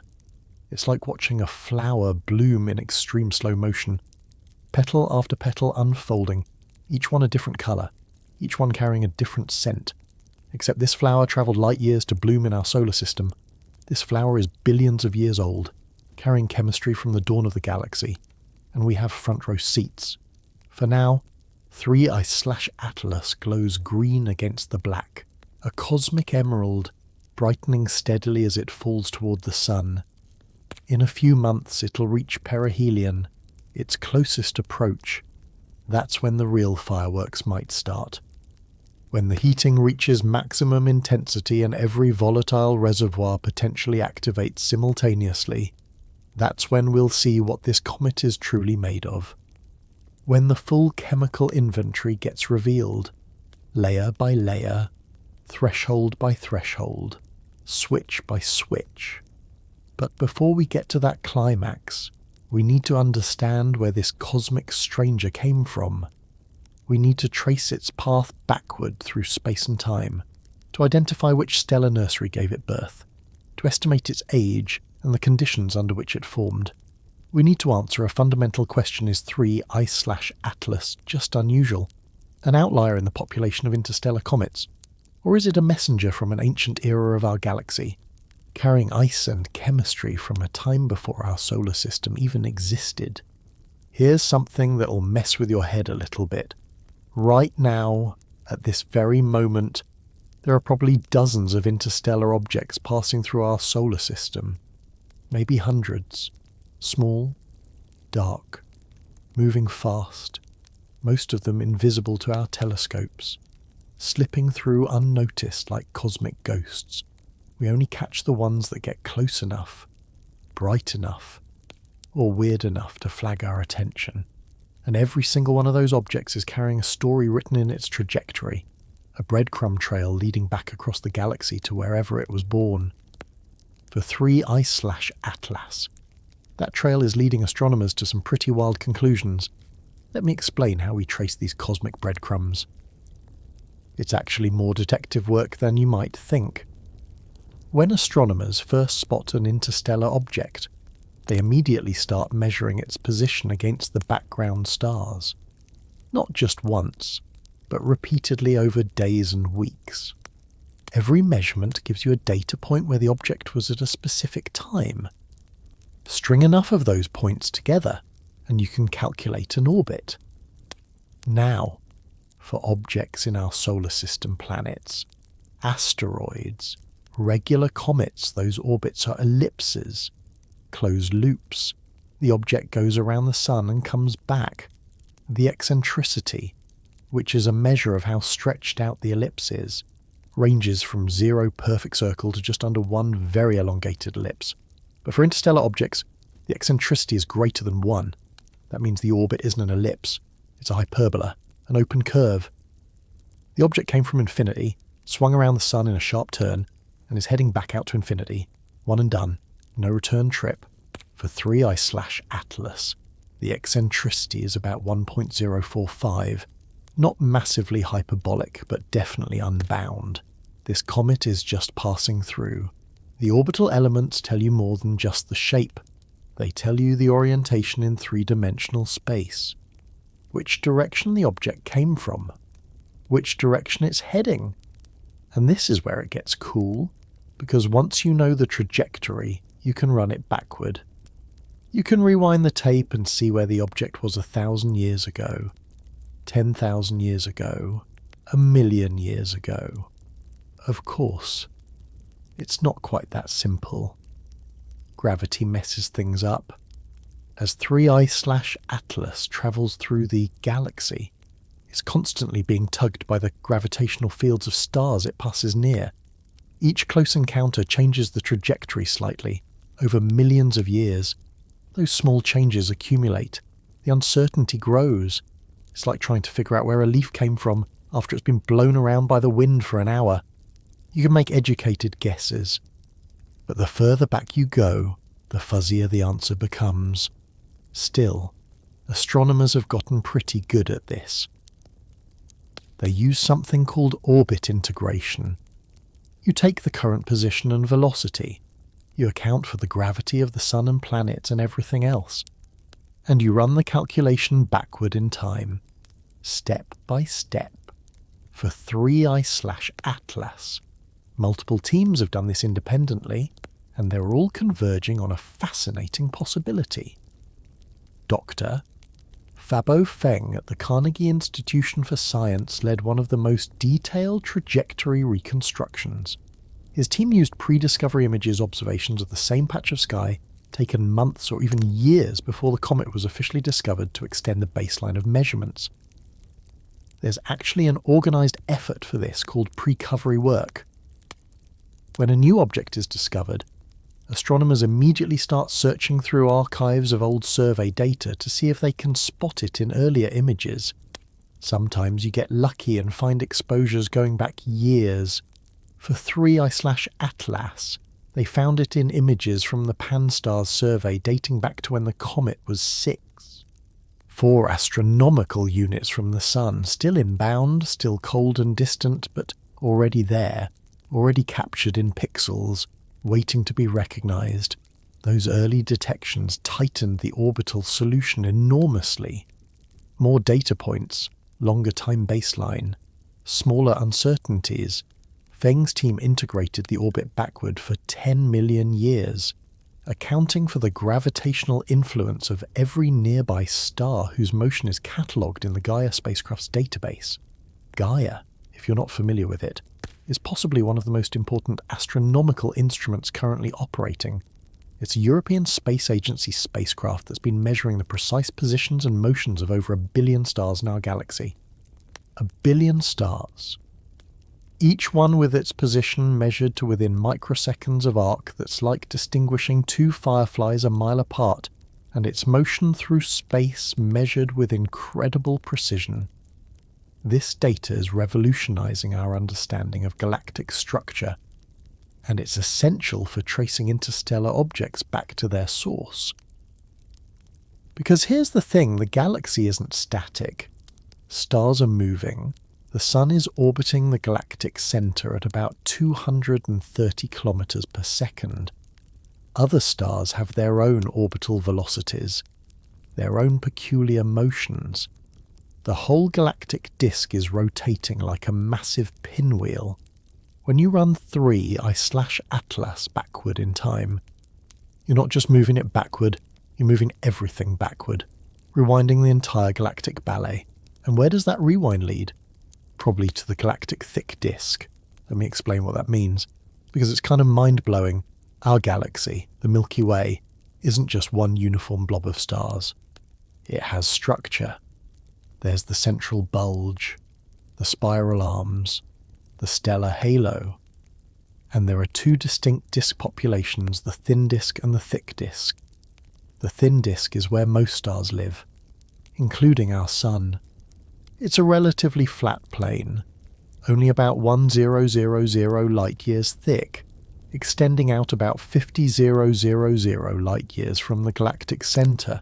The stars here are relatively young by galactic standards. Anyway, most are less than 5 billion years old. They're metal-rich, meaning they formed from gas that had already been enriched by previous generations of stars. The thick disk is different. It's puffed up, vertically spread over about 3000 light-years. The stars are older, typically 7 to 10 billion years old. Some might be even older, 12 billion years. Formed when the galaxy itself was young, and crucially, they have lower metallicity. They formed from less enriched gas. Their population 2 stars. Relics from an earlier era of galactic history. The orbital characteristics of 3Fut/Atlas, its velocity relative to the local standard of rest, its trajectory angle relative to the galactic plane, suggest it might have originated in the thick disk population. If that's true, this comet could be older than our solar system. Our Sun is 4.6 billion years old. The planets, the asteroids, the comets, everything in our solar system formed around the same time from the same primordial cloud. But thick disk stars can be 7, 8, even 10 billion years old. If 3I/Atlas formed in a planetary system around one of those ancient stars, it could have been wandering the galaxy for billions of years before our Sun even existed. Think about that for a second. Really let it sink in. You're looking at ice, carbon dioxide ice. Who knows what else that froze solid when the universe was half its current age. When our region of the galaxy looked completely different. When most of the stars we see in the night sky hadn't been born yet. Dr. Suzanne Falsner at the Max Planck Institute for Radio Astronomy has been studying the demographics of interstellar objects. She's interested in where they come from, how they get ejected from their home systems, what their population statistics tell us about planetary system evolution. The thick disk origin is exciting. She told me during a recent conference call, because it suggests we're potentially sampling ancient planetary chemistry. The gas clouds that formed those old stars had different compositions than the cloud that formed our sun. Less iron, less silicon, but still plenty of carbon, nitrogen, oxygen.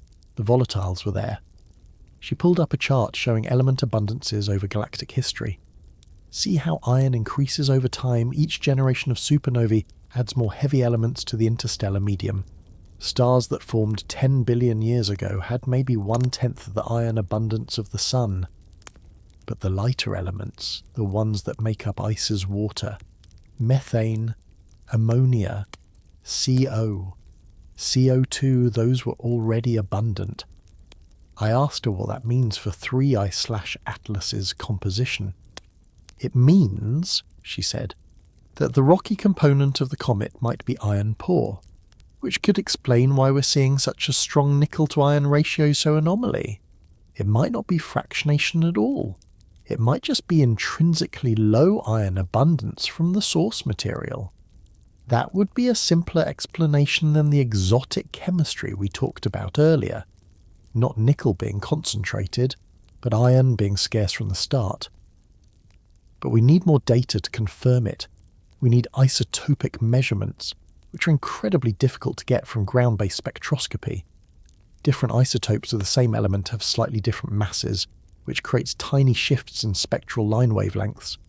Detecting those shifts requires extremely high spectral resolution and very strong signals.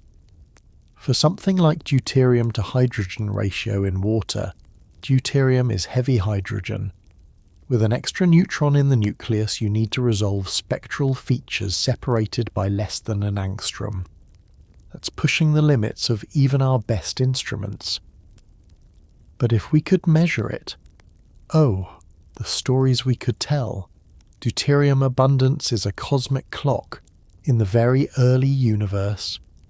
In the first few minutes after the Big Bang, deuterium was created in specific amounts. Since then, it's been gradually destroyed in stellar interiors without being replenished. So the older the material, generally speaking, the higher the deuterium to hydrogen ratio, especially if it hasn't been cycled through multiple generations of stars. Comets in our solar system have deuterium to hydrogen ratios about twice that of Earth's ocean water. That tells us they formed from relatively pristine material in the outer solar system, ice that condensed directly from the nebula without much processing.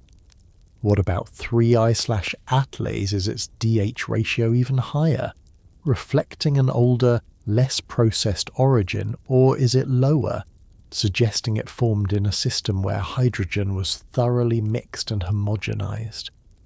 We don't know yet. The spectral lines are too faint, the measurements too uncertain. But people are trying. Every major observatory that can see 3I/Atlas is taking spectra, integrating for hours, stacking exposures, pushing the signal-to-noise ratio as high as possible. Meanwhile, the trajectory analysis continues. Running the orbit backward is one thing, but can we identify specific stars that 3I/Atlas might have passed near? Can we find its birth system? Probably not. The uncertainties are too large once you go back more than a few million years. Gravitational perturbations create a cone of possibility that grows wider and wider.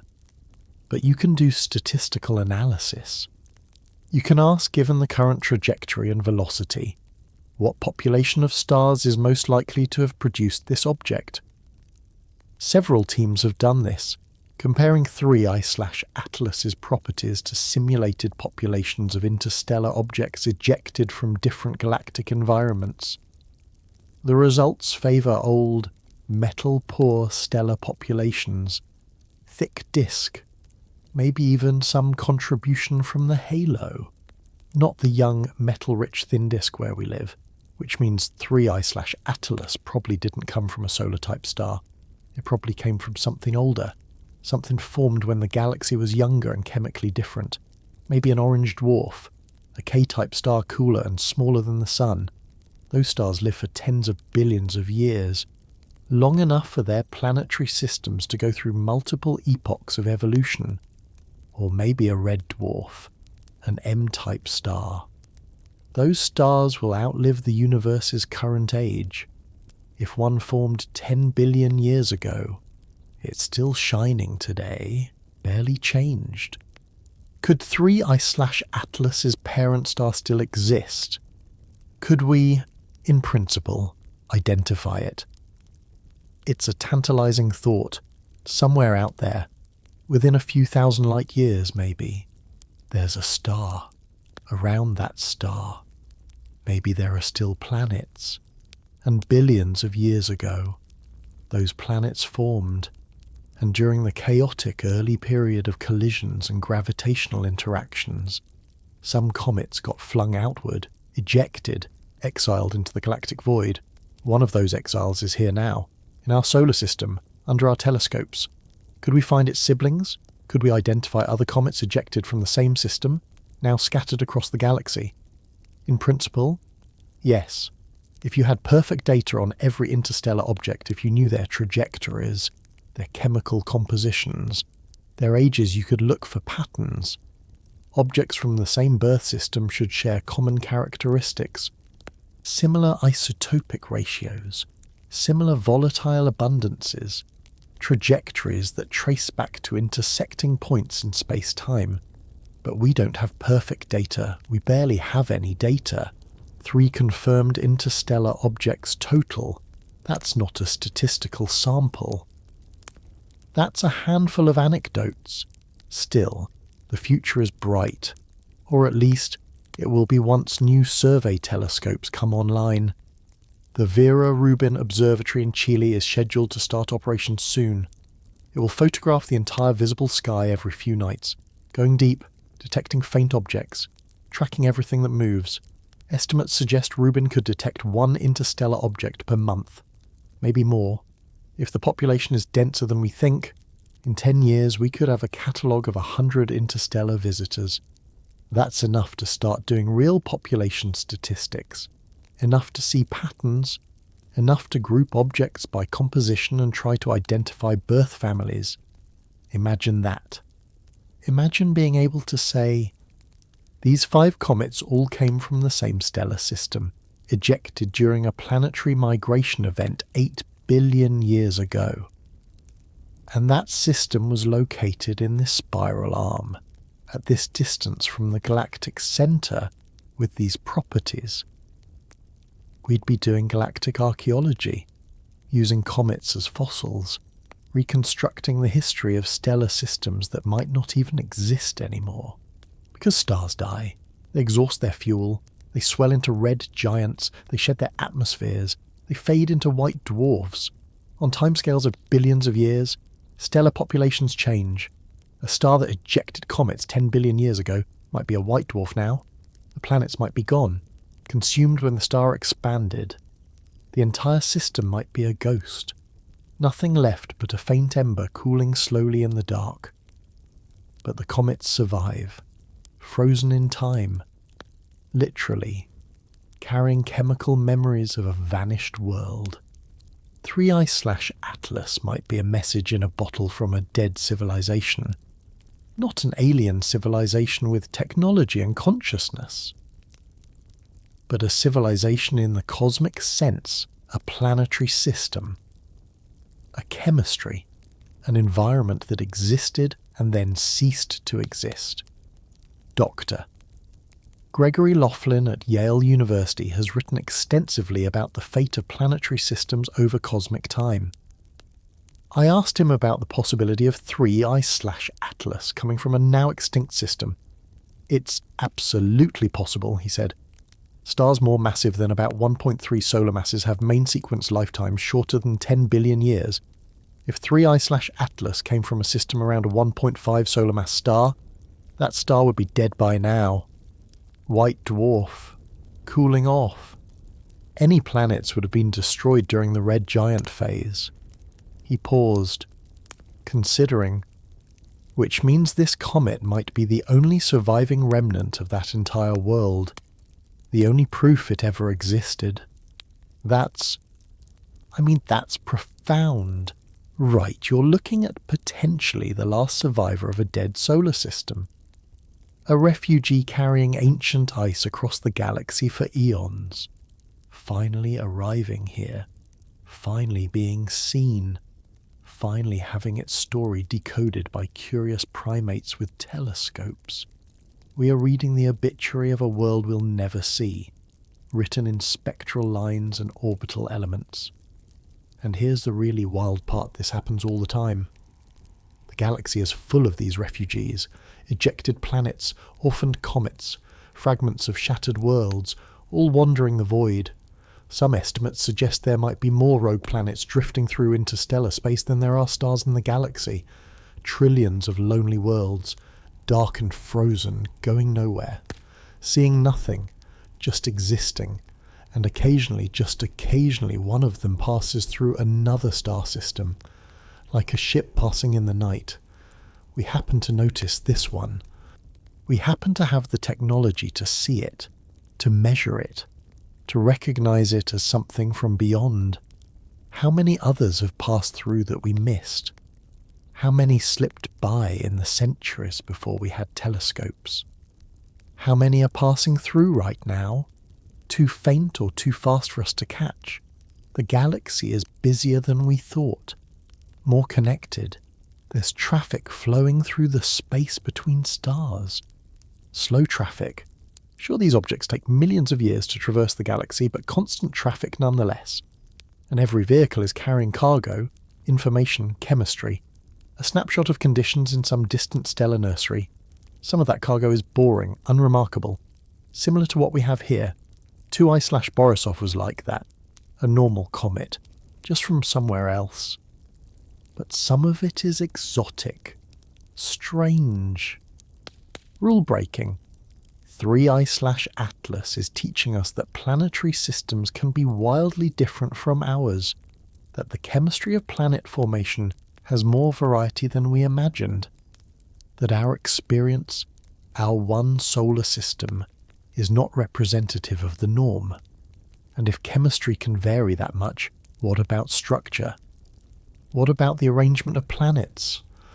What about the processes that shape planetary systems over billions of years? We're learning that the universe is more creative than our models, that nature explores parameter space more thoroughly than our simulations, that there are outcomes we haven't thought of, configurations we haven't imagined, processes we haven't discovered.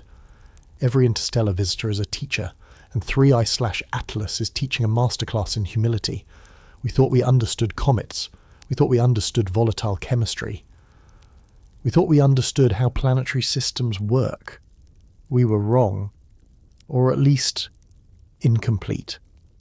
Our understanding was parochial, limited to our small corner of the galaxy. Now we're getting a broader perspective. We're sampling the galaxy's diversity, and it's humbling, but it's also exhilarating.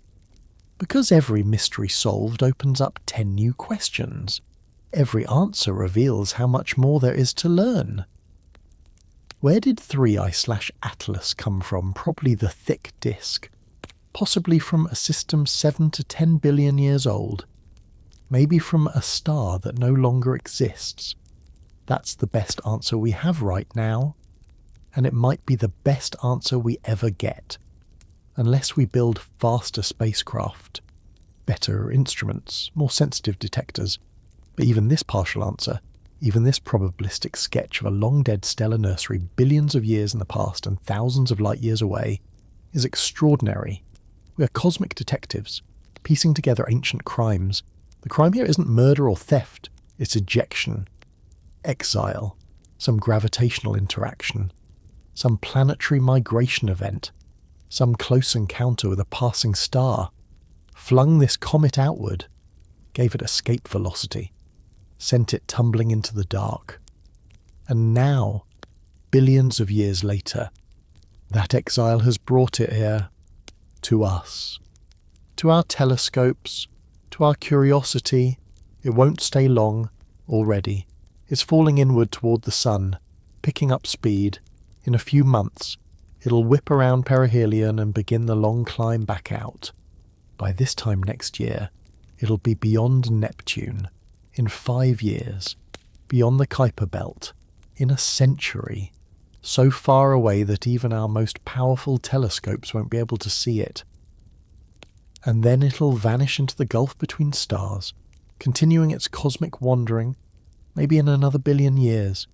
It'll pass through another star system. Maybe someone there will notice it. Maybe they'll wonder where it came from. Maybe they'll decode its chemistry and realize it passed through a system called Sol, where a young species was just beginning to reach out into space, just beginning to understand their place in the galactic story. Or maybe not. Maybe 3I/Atlas will wander forever, unseen, unremarked, carrying its frozen secrets into the endless dark. But for now, for this brief cosmic moment, it's ours, it's here, and it has so much more to tell us, because we haven't even talked about the most shocking part of its chemistry yet. We haven't discussed the carbon dioxide dominance. We haven't explored what it means when a comet's volatile budget is completely inverted compared to everything we know. We haven't asked the big question if this comet's chemistry is so different. What does that tell us about the potential for life in systems like the one it came from? Okay, pop quiz. Don't worry, there's no great... Just think about this for a second. What's the most important molecule for life as we know it? You might say oxygen. Can't breathe without it, right? Or maybe DNA, because that's where genetic information lives. Or ATP, the molecule that powers cellular metabolism. But here's what most astrobiologists would tell you: it's water. Water is the universal solvent. It's where chemistry happens. Every organism we've ever discovered, from bacteria in Antarctic ice to tube worms at hydrothermal vents to you and me, needs liquid water to function. Life, as we understand it, is a water-based phenomenon. And where do you get water on a planet? Well, you can make some through geochemical processes. Hydrogen from the solar nebula combining with oxygen in minerals. But mostly, you get it delivered by comets and asteroids. Cosmic ice balls crashing into your young planet during the era of heavy bombardment, filling your oceans one impact at a time. This is why astronomers get excited when they detect water in comets. It's not just interesting chemistry, it's the stuff of life, the prerequisite for habitability. Earth's oceans probably came, at least in part, from cometary impacts during the first few 100 million years after our planet formed. Those comets were mostly water ice. Sure. They had other volatiles mixed in: carbon dioxide, methane, ammonia, various organic compounds, but water was the dominant component, the main ingredient. We assumed that was normal. We thought comets everywhere were primarily made of water ice because that's what condenses most abundantly in the cold outer regions of protoplanetary disks. 3I/Atlas is telling us we were wrong. Let me lay out the shocking data for you. Multiple spectroscopic observations from different telescopes, cross-checked and verified, are all pointing to the same conclusion: 3I/Atlas. Volatile emissions are approximately 95% carbon dioxide and only 5% water. 95% CO2, 5% H2O. That's not just unusual, that's backward. That's inverted. That's the complete opposite of what we see in our solar system comets. Dr. Geronimo Villanueva at NASA Goddard has been using infrared spectroscopy to measure the production rates of different volatiles in 3I/Atlas.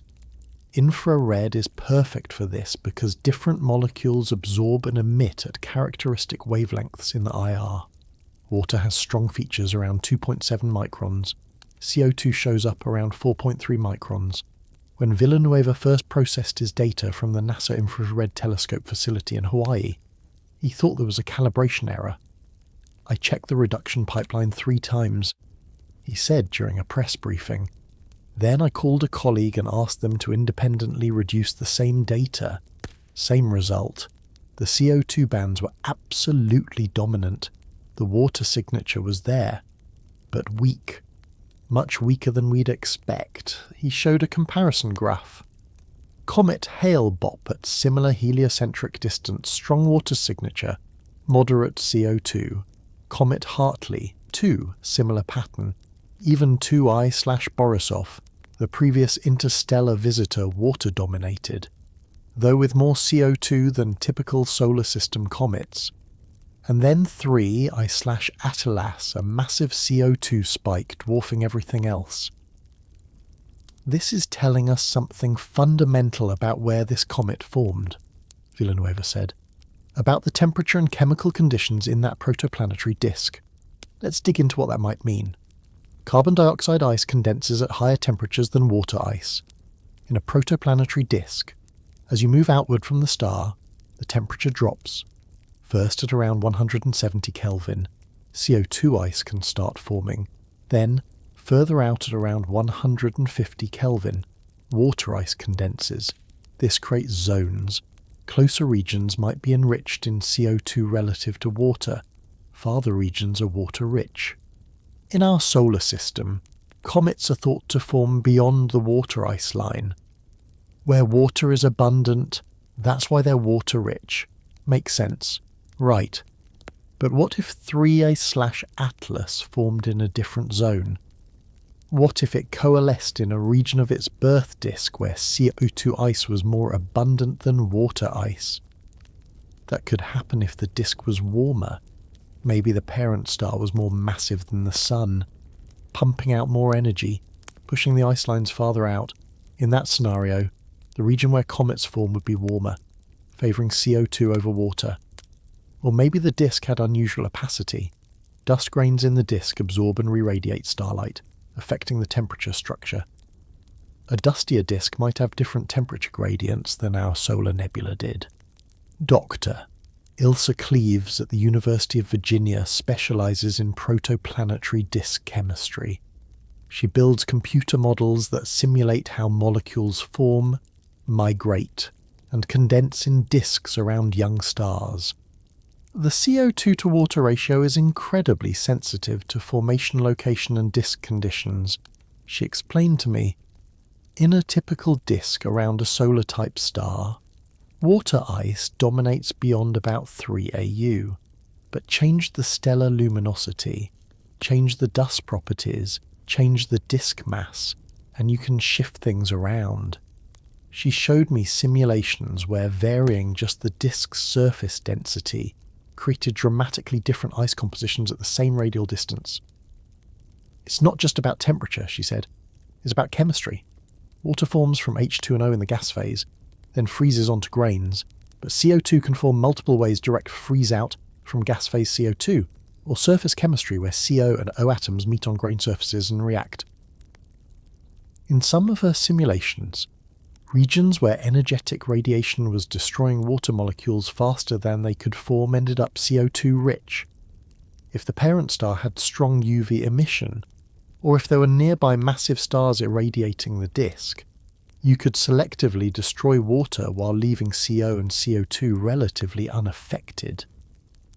That's a plausible scenario, but here's what bothers me about it. You need a lot of things to go right. Special conditions. Atypical circumstances. Are we really supposed to believe that 3I/Atlas just happened to form in an unusual part of an unusual disk? Or is it possible that CO2-dominated comets are actually common, and we're the outliers? Think about it. We have a sample size of one solar system, one protoplanetary disk, one set of formation conditions. We've observed thousands of exoplanetary systems. Sure, but we can't see their comets. We can barely detect their planets. We have no idea what the typical volatile composition of an extrasolar comet looks like. Maybe water-rich comets like ours are rare. Maybe most stellar systems produce CO2-rich comets. Maybe our solar system's the weird one. That would be humbling, and kind of terrifying from an habitability perspective. Because if comets are the primary delivery mechanism for volatiles to terrestrial planets, and if most comets are CO2-rich rather than water-rich, then most rocky planets might not get the water they need for oceans. They'd get atmospheres, thick CO2 atmospheres, probably, but not oceans. not liquid water on the surface where chemistry can happen, where life can emerge. Venus is what you get when you have too much CO2 and not enough water. A runaway greenhouse, surface temperatures hot enough to melt lead, crushing atmospheric pressure, sulfuric acid rain that never reaches the ground because it evaporates in the scorching heat. Is that the norm? Is Earth the exception? We don't know. But 3I/Atlas is making us ask the question. Doctor. Kevin Zanley at NASA Ames has spent his career thinking about planetary atmospheres and volatile delivery. I asked him what a CO2-dominated comet bombardment would do to a young Earth-like planet. It depends on the total budget, he said. If you're only getting CO2, you're building up a massive atmosphere, but you're not getting much hydrogen, and you need hydrogen to make water, unless there's already water in the planet's mantle that can outgas. He sketched out a scenario. Let's say you have a rocky planet, one Earth mass in the habitable zone of a sun-like star. During its formation, it accretes a small amount of water, maybe a few percent by mass in hydrated minerals. Then it gets bombarded by CO2-rich comets. He wrote out some equations. The CO2 builds up an atmosphere, high pressure, high greenhouse effect. The surface stays hot, maybe too hot for liquid water, even if you were at the right distance from the star. You might end up with a super Venus rather than an Earth. But then he added, however, CO2 can react with surface rocks, weathering processes. Over millions of years, the CO2 gets sequestered into carbonates, reducing atmospheric pressure. If the planet has plate tectonics to recycle those carbonates, you might eventually reach a steady state with a thinner atmosphere. In other words, maybe it's fine. Maybe a planet can handle a CO2-rich comet bombardment and still end up habitable. The path is just different from Earth's. Or maybe not. Maybe we got lucky with our water-rich comets. And most rocky planets aren't as fortunate. These are the kinds of existential questions that a single compositional measurement can trigger. One comet, one inverted volatile ratio, and suddenly we're re-evaluating our assumptions about planetary habitability across the galaxy.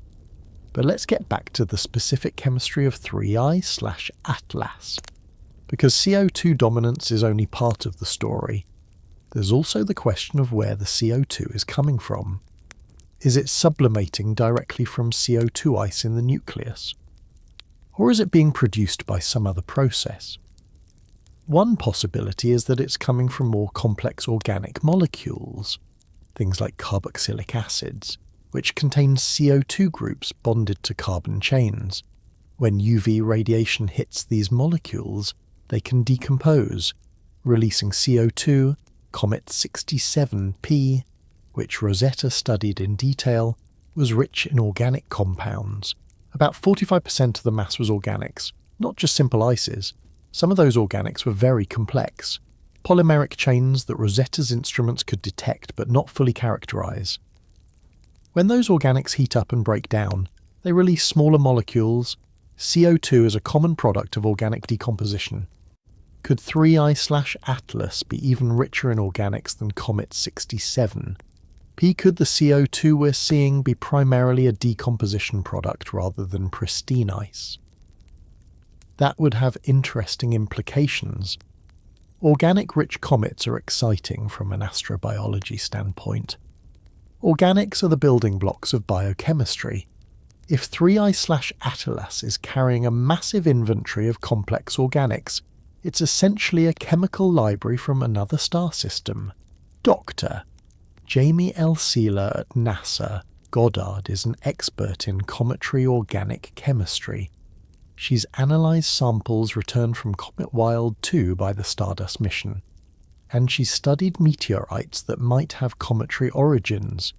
We find an incredible diversity of organics in primitive solar system materials.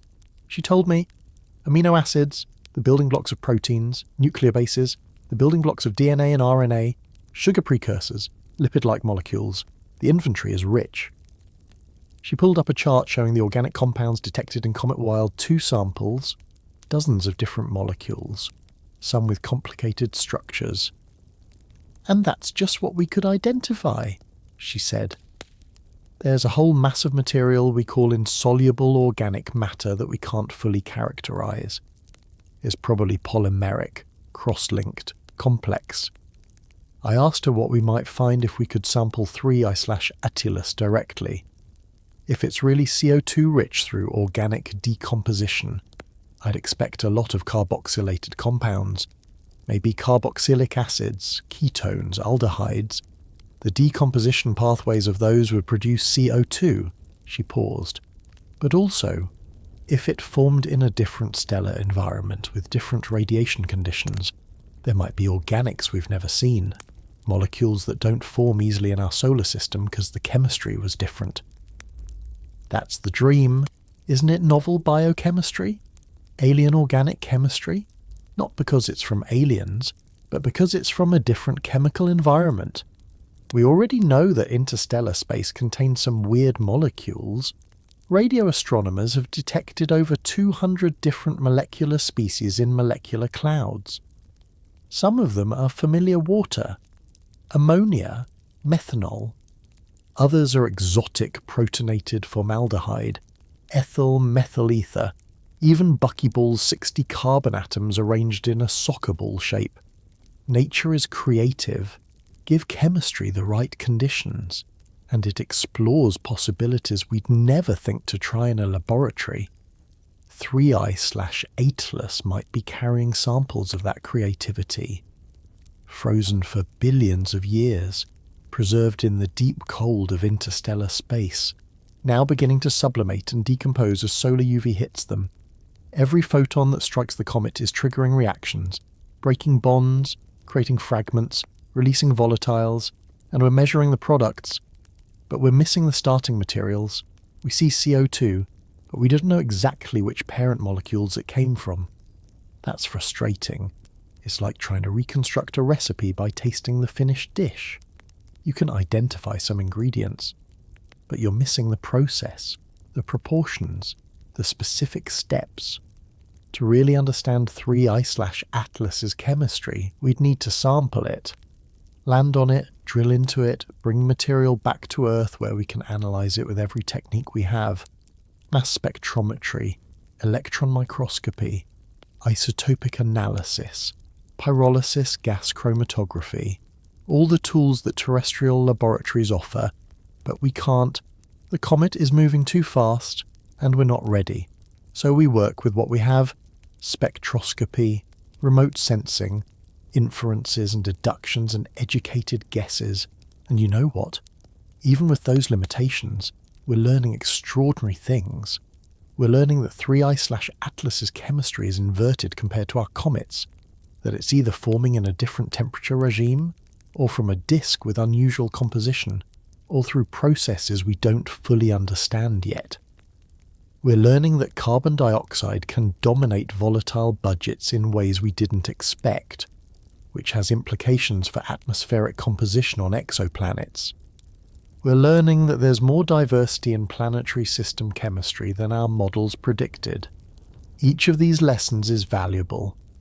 Each one expands our understanding of how planetary systems work across the full range of stellar environments. But there's another molecule we need to talk about, one that appeared later in 3I/Atlas's evolution, after the water, after the CO2 ramped up. Cyanide. Yes, the poison. Also one of the most important molecules in prebiotic chemistry.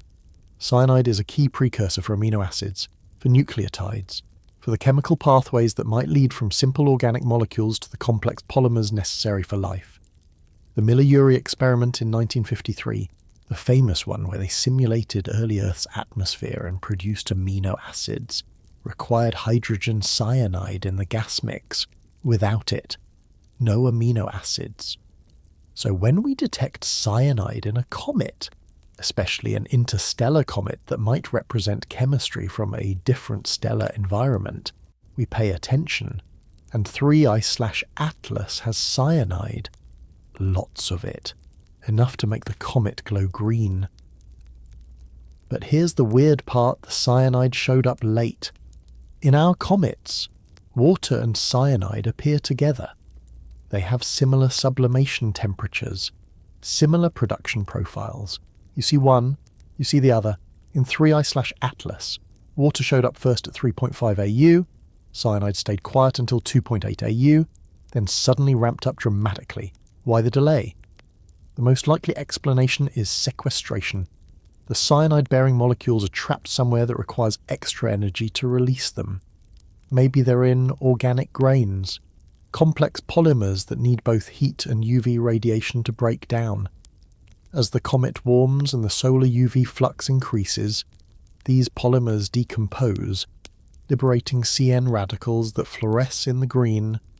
Or maybe the cyanide is trapped in clathrate structures. Clathrates are weird ice formations where water molecules form cage-like structures with other molecules trapped inside. On Earth, we have methane clathrates in the ocean floor. In comets, you could have clathrates with CO2, methane, or nitrogen-bearing molecules like HCN trapped in water ice cages. When clathrates destabilize when they reach their breakdown temperature, they release the trapped molecules suddenly. That could explain the delayed, rapid appearance of cyanide. Dr. Olivier Moussis at Aix-Marseille University studies clathrates in planetary science contexts. He's modelled how they form in protoplanetary disks and how they behave in comets. Clathrates are very sensitive to temperature and pressure, he explained. They're only stable in specific regimes, in a comet nucleus. If you have layered clathrates at different depths, they'll destabilize sequentially as heat diffuses inward. He showed me thermal models of comet nuclei with clathrate layers. The beauty of clathrates is they can trap volatiles more efficiently than pure ices. You can store a lot of gas in a relatively small volume. I asked if 3I/Atlas could be rich in clathrates. Possibly, he said. If it formed in a cold, high-pressure environment, maybe in the atmosphere of a giant planet, or in a very massive protoplanetary disk, clathrates could have formed abundantly. Then when the comet got ejected and spent billions of years in the cold of interstellar space, those clathrates would remain stable until solar heating triggered their breakdown. That's a testable hypothesis. Actually, if the cyanide is coming from clathrate breakdown, we should see it correlate with specific temperature thresholds as the comet continues to warm up. And we should eventually see other gases that were co-trapped in the clathrate as methane, nitrogen, maybe argon or xenon. Observations over the next few months will tell us if that's what's happening. But here's what really gets me thinking. Whether it's clathrates or organics or some other storage mechanism, the fact that 3I/Atlas has cyanide, lots of it, enough to dominate its visible spectrum, means it has the raw materials for prebiotic chemistry. If this comet bombarded a young planet, if it delivered its cargo of organics and cyanide and CO2 and water to a rocky world with the right conditions, could it have sparked the chemistry that leads to life? We know it's possible in principle. Earth was probably bombarded by comets during the late heavy bombardment about 3.9 billion years ago. Those comets delivered volatiles and organics. Shortly after that, geologically shortly, within a few 100 million years, life emerged. Coincidence or causation? We don't know. We can't know without more examples. We need to see how common this is. We need to study more interstellar comets, catalogue their compositions, see if they're carrying the ingredients for life. 3I/Atlas is one data point, a tantalizing, suggestive data point, but still just one. If future interstellar comets are also rich in organics and prebiotic molecules, that suggests these ingredients are common, that the universe is generous with the raw materials of life, that anywhere you have the right conditions, liquid water, stable environment, energy sources, you might get biology. But if 3I/Atlas is unusual, if most interstellar comets are chemically barren or incompatible with biochemistry, then maybe life-friendly chemistry is rare. Maybe Earth really was lucky. We won't know until we've surveyed dozens or hundreds of these visitors. And that brings me back to the fundamental challenge we're flying blind. We have no idea what the typical interstellar comet looks like because we've only studied 3. It's like trying to understand human diversity by meeting 3 people. You might meet a basketball player, a ballet dancer, and a software engineer, and conclude that humans are wildly variable, which is true, but you'd be missing the billions of people in between those extremes. We need a bigger sample, and we're going to get one, eventually, but for now, we have 3 I/Atlas, CO2 dominated, organic rich, cyanide bearing, potentially carrying the chemical seeds of life from a stellar system that might not even exist anymore. It's glowing green in our telescopes, brightening steadily, approaching the point of maximum activity, and it still has secrets to reveal, because we haven't talked about who found some of the weirdest features of this comet. We haven't discussed the citizen scientists who caught anomalies that professional algorithms missed. We haven't explored the tension between amateur enthusiasm and professional rigour, between crowdsourced discovery and peer-reviewed validation. We haven't asked, in an era where data is flooding in faster than experts can analyse it, who gets to make discoveries? And how do we distinguish signal from noise when everyone with an internet connection can flag something as unusual? That's a story worth telling. Because the future of astronomy might depend on getting that balance right. Let me tell you about someone you've probably never heard of. Her name is Hannah Chen, and she's a high school biology teacher in Portland, Oregon. She has 2 kids, a dog named Kepler, and a hobby that takes up about 10 hours of her week. She hunts for ghosts in radio data. Not literal ghosts, obviously. She's looking for odd radio circles, AUX for short. These are enormous ring-shaped structures that show up in radio telescope images, sometimes spanning hundreds of thousands of light years across. They were only discovered in 2019, which in astronomy terms makes them practically newborns as a phenomenon. And nobody knows what they are. The leading theories involve shock waves from supermassive black holes, or maybe spherical blast waves from galactic winds, or possibly some kind of merger event we don't fully understand yet. But honestly, we're still figuring it out. Finding AUX is hard because they're faint and diffuse. They blend into the background noise. Automated detection algorithms tend to miss them because they're trained to find point sources, stars, quasars, galaxies with bright nuclei, not large, fuzzy rings. So projects like radio astronomy at home recruit volunteers to visually inspect radio maps, human eyes, human pattern recognition, human intuition about what looks weird. And on March 14th, 2025, Hannah Chen flagged something extraordinary. She was scrolling through low-frequency continuum maps from LOFAR, that's the low-frequency array, a radio telescope network spread across Europe. The data had already been processed by automated pipelines. The obvious stuff had been catalogued. What remained was the weird edge cases, the ambiguous signals, the things that might be instrumental artifacts or might be real cosmic phenomena. Hannah saw 2 circles intersecting, creating a figure-8 pattern in the sky. She clicked flag for follow-up and added a note. Not sure what this is, but I've never seen anything like it. 2 AUX overlapping. 3 weeks later, that flagged image had been confirmed by professional astronomers as the most distant and most powerful odd radio circle discovered to date. Catalogue designation Raj 131346.9 plus 500320. Terrible name, but a genuine discovery. A high school teacher in Oregon, volunteering her time after grading papers and helping with homework, found something that professional surveys missed. This isn't a fluke. This is the new normal. Citizen scientists have discovered exoplanets by analysing Kepler data. They found supernovae before automated surveys flagged them.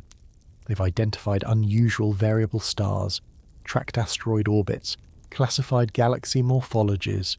The Japanese amateur astronomer Koichi Itagaki has discovered over 170 supernovae. 170. More than most professional astronomers find in their entire careers.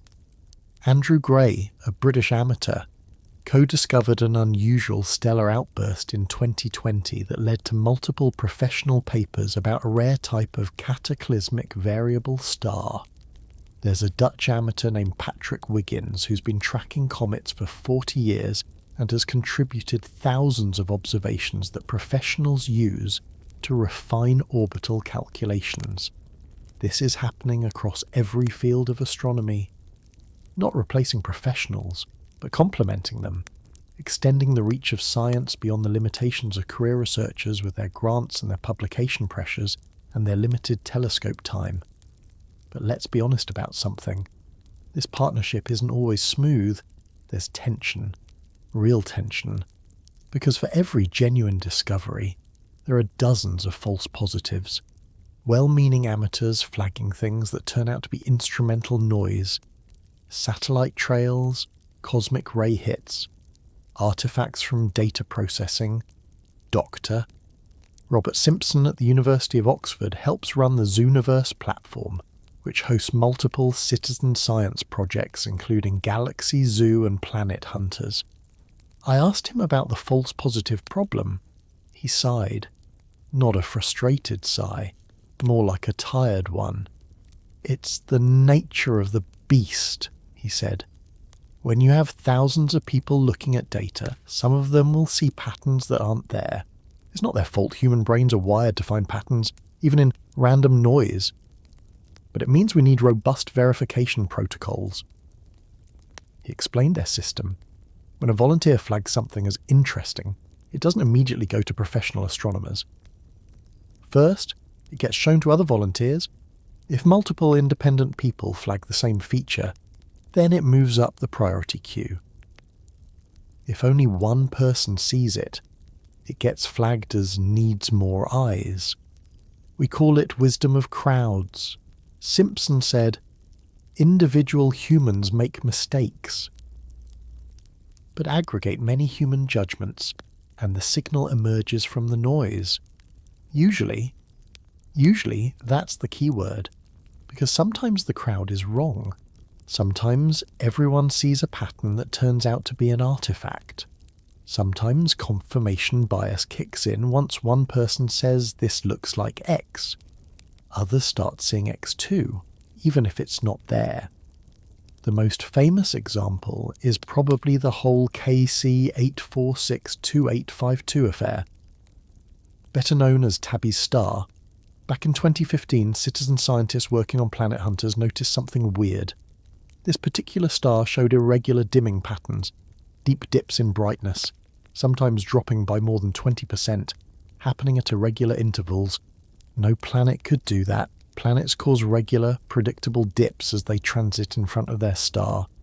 This was chaotic, unpredictable, completely outside the known patterns. The citizen scientists flagged it. Professional astronomers followed up. Papers were written. And then someone half-joking, half-serious suggested it might be an alien megastructure. A Dyson swarm, maybe millions of solar panels or habitats orbiting the star, collecting energy, blocking light in irregular patterns. The internet exploded. Alien megastructure headlines everywhere. Speculation running wild. SETI even pointed radio telescopes at it, looking for artificial signals. Nothing was found, but the damage was done. The hype machine had taken over. Further observations showed wavelength-dependent dimming. The star dimmed more in blue light than in red light. That's the signature of dust, not solid structures. Almost certainly the star is surrounded by debris from some kind of planetary collision or cometary disruption, creating irregular clouds that block light as they orbit. Natural explanation. Interesting, but not revolutionary, not aliens. And yet, If you go on certain corners of the internet right now, you'll still find people arguing that the alien megastructure explanation is being covered up, that scientists are hiding the truth. That's the danger of false positives in citizen science. Once an exciting idea gets out there, once people get invested in it, it's hard to walk it back. Debunking doesn't go viral the way initial discovery does. Dr. Jennifer Bergner at UC Berkeley studies comets and icy bodies. She's been working on 3I/Atlas, analysing the spectroscopic data, trying to constrain the volatile composition. I asked her about the role of amateur observers in tracking the comet. They're essential, she said immediately. Professionals can't monitor objects 24/7. We have limited telescope time, scheduled months in advance. But there are amateur astronomers all over the world with their own equipment, watching the sky every clear night. They provide continuous coverage that we simply can't match.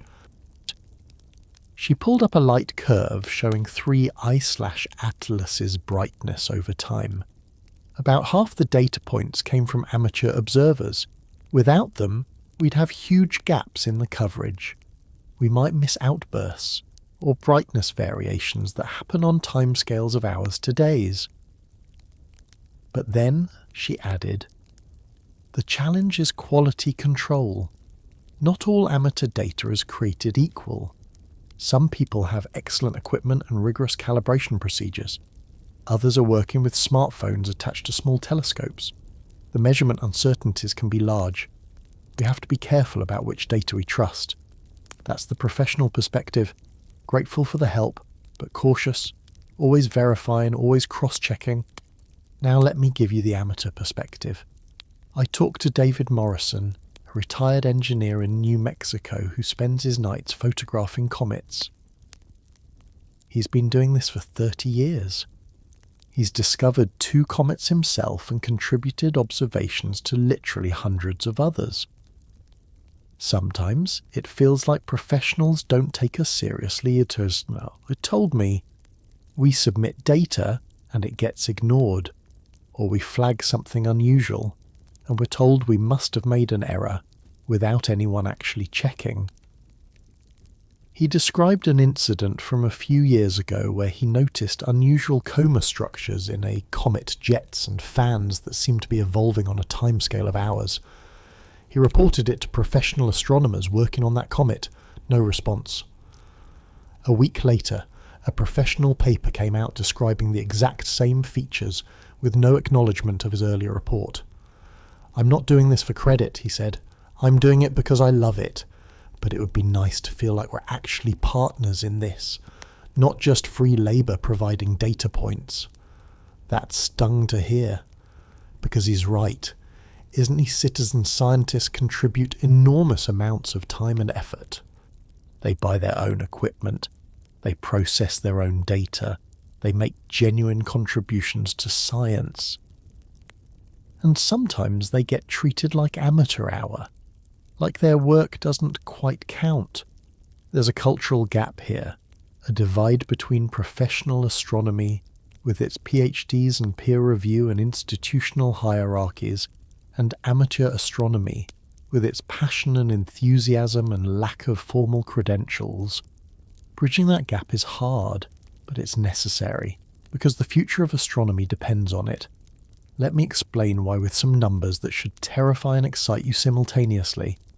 The Vera Rubin Observatory is scheduled to begin operations later this year. Once it's running, it will generate 15 terabytes of data every single night. 15 terabytes. Every night. Over 10 years. That's about 60 petabytes of data. For context, that's roughly equivalent to 60 million copies of the entire text of Wikipedia, or every book ever written, thousands of times over. No human team can look at all of that. It's physically impossible. You could employ every astronomer on Earth, have them working 24/7, and they'd barely scratch the surface. Automated algorithms will handle the bulk processing. Machine learning systems will classify objects, flag candidates for follow-up, identify transient events, but algorithms have blind spots. They're trained on known types of objects, known patterns. When something genuinely new appears, something that doesn't fit any existing template, algorithms might miss it. That's where human eyes become invaluable. Pattern recognition, intuition, the ability to look at something and say, "That's weird," without necessarily being able to articulate why. Citizen scientists provide breadth. Professional scientists provide depth. You need both. The orcs are a perfect example. LOFAR's automated pipelines didn't flag them because they weren't looking for diffuse ring structures. The algorithms were tuned for compact sources. It took human volunteers scrolling through image after image to notice something that didn't belong. And here's the thing. We don't even know what we're looking for half the time. Orcs were completely unexpected. Nobody predicted they'd exist. The theories are still catching up to the observations. What else is hiding in the data? What other phenomena are we missing because our algorithms aren't trained to recognize them? Could a citizen scientist have flagged 3 Ice/Atlas's anomalies earlier than the professionals? Maybe. The spectroscopic data is publicly available. Anyone with the right software, and there are free packages like IRF and PyRF, can download it and analyze it. Spectroscopy is hard, though. It requires understanding line identifications, wavelength calibrations, signal-to-noise assessments. It's not something you can do casually while watching TV. But with training, with tutorials and mentorship and a community of people helping each other, it's absolutely possible. There are amateur astronomers who do spectroscopy. Not many, but the number is growing. Some of them have made genuine contributions to stellar classification, variable star studies, even exoplanet characterization. Could one of them have noticed the nickel without iron signature in 3 Ice/Atlas before the VLT team published it? Could they have flagged the unusual CO2 to water ratio early on? In principle, yes, the data was there. Someone just had to look at it carefully enough. This is the future. Crowdsourced anomaly detection, distributed analysis, professional and amateur astronomers working together, each contributing what they do best. But we need better infrastructure for it, better training programs, better platforms for data sharing and collaboration, better recognition for amateur contributions. And we need to solve the false positive problem without discouraging participation. Because here's the danger if professionals become too skeptical. If they start dismissing amateur reports reflexively, genuine discoveries get lost. The signal drowns in noise. Not because the signal isn't there, but because nobody's listening. But if professionals aren't skeptical enough, if they chase every amateur flag without verification, they waste enormous amounts of time and resources. It's a balancing act, and we don't have it figured out yet. Dr. Federica Bianco at the University of Delaware is working on exactly this problem. She's developing machine learning systems that can integrate amateur observations with professional data in smart ways, weighing the reliability of different sources, flagging discrepancies that need human attention. The key is building trust, she told me. Not blind trust that's dangerous, but calibrated trust. We need to know which amateur observers are consistently reliable, whose measurements we can trust, and which are more uncertain. That requires building a track record over time. She's creating something like a reputation system. Amateur astronomers who consistently provide good data, whose measurements match professional verification, build up credibility. Their future reports get higher priority. It's not perfect.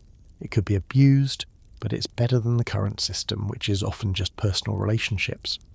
Professional astronomers work with amateur astronomers they know personally, and ignore everyone else. That's not scalable, that's not fair, and it leaves a lot of potential discoveries on the table. Here's a thought experiment. Imagine if we could coordinate citizen scientists to do targeted studies of 3 I/8 LAS, let's say 100 amateur astronomers, spread across the globe, each with a decent telescope and a spectrograph. They could provide continuous monitoring of the comet's spectral evolution, 24/7 coverage. Any changes, any new emission lines appearing would be caught immediately. Professional observatories could then follow up on the interesting features with higher resolution instruments. But the citizen network would provide the early warning system, the tripwire that says something's changing, look closer. This isn't science fiction. Projects like AAVSO, the American Association of Variable Star Observers, have been doing exactly this for variable stars for over a century. Thousands of amateur observers contributing measurements that professionals compile into comprehensive light curves. It works. It's been working for generations. We could do the same thing for comets, for asteroids, for transient phenomena. We could build a distributed, resilient, global network of observers that complements professional facilities, but it requires trust, infrastructure, communication, recognition that amateur contributions have real value, and it requires amateurs to accept quality standards, to calibrate their instruments properly, to report uncertainties honestly, to acknowledge when they might be wrong. Both sides have to meet in the middle, because the universe doesn't care about our credentials. It doesn't care if you have a PhD or a GED. It shows its wonders to anyone who looks carefully enough. Hannah Chen, the high school biology teacher who discovered that double orc, didn't need a doctorate in astrophysics. She needed curiosity, patience, and the willingness to spend hours looking at fuzzy radio images. And she found something nobody else had seen, something that's now being studied by professional teams, that's being written up in papers, that's expanding our understanding of whatever the hell orcs actually are. That matters. That counts. That's real science. The question is, how do we make more of it happen?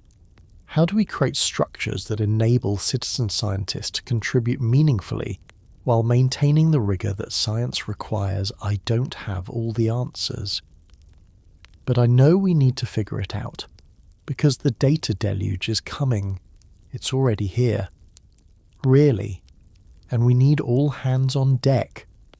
Professional astronomers with their expertise and their peer review, citizen scientists with their passion and their distributed eyes, algorithms with their tireless processing of huge data sets, all working together, all contributing pieces to the puzzle.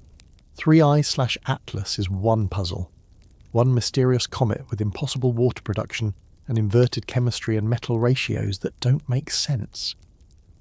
Somewhere in the public data archives, there might be clues we've missed, spectral features that didn't get noticed, brightness variations that didn't get flagged, correlations waiting to be discovered. Maybe a citizen scientist will find them. Maybe a professional will. Maybe an algorithm will. Probably it'll be some combination. Someone noticing something odd, someone else verifying it, someone else running the detailed analysis that confirms it's real. That's how science works at its best. Collaborative, cumulative, building on each other's work. But we can't collaborate if we're not talking to each other. If professionals dismiss amateurs as dilettantes and amateurs resent professionals as gatekeepers, we're all looking at the same sky. We're all trying to understand the same universe. Time to act like it. And speaking of things that don't make sense, that challenge our assumptions, that make us question what we think we know, we need to talk about October, about alignments that aren't really alignments, about coincidences that feel meaningful but probably aren't, about the human tendency to see patterns and connections everywhere, even when the universe is just being randomly weird. We need to talk about why our brains are so bad at statistics, and why that matters when we're trying to separate signal from noise in cosmic mysteries. Your brain is lying to you right now. Not maliciously, it's trying to help. Actually. But it's lying nonetheless. See, evolution didn't optimize your brain for understanding statistics or probability. It optimized it for survival. And survival, for most of human history, meant one thing above all else: pattern recognition. That rustling in the bushes might be wind, might be a predator. Better assume predator. The cost of being wrong is death. The cost of being paranoid is just wasted energy. That cluster of berries that made you sick last week, better remember exactly what they looked like, where they grew, what time of year it was. Pattern recognition, association, memory. So evolution gave you a brain that's really, really good at finding patterns. Almost too good.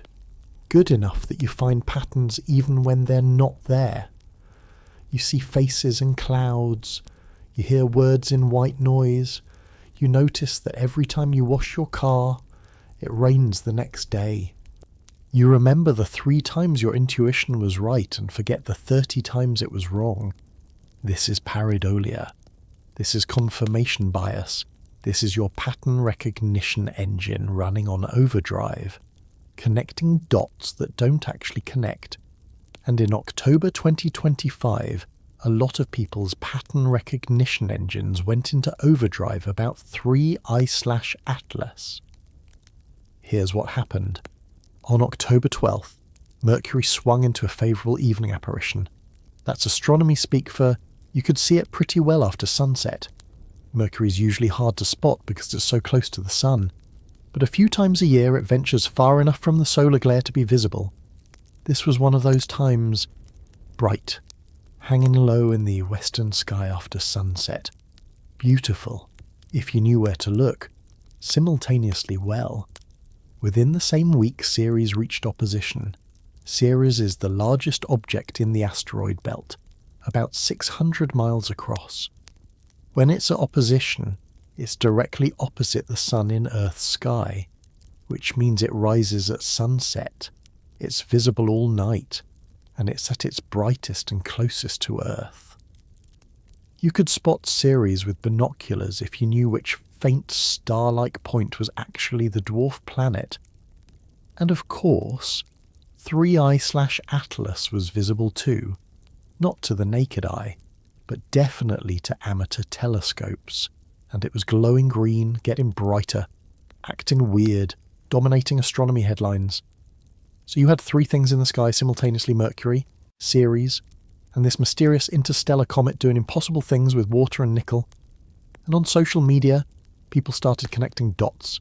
Mercury visible, Ceres at opposition, and now this comet acting strange. These can't be coincidences. Is there some kind of alignment affecting the comet's activity? Could gravitational interactions be triggering the water release? What if the solar system's configuration is creating resonances we don't understand? The tweets multiplied, Reddit threads appeared, YouTube videos with all caps titles and dramatic thumbnails. Planetary alignment awakens interstellar comet. What NASA isn't telling you. And look, I get it. I understand the appeal.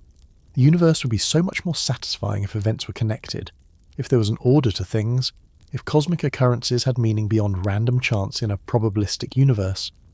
But they don't. And here's why.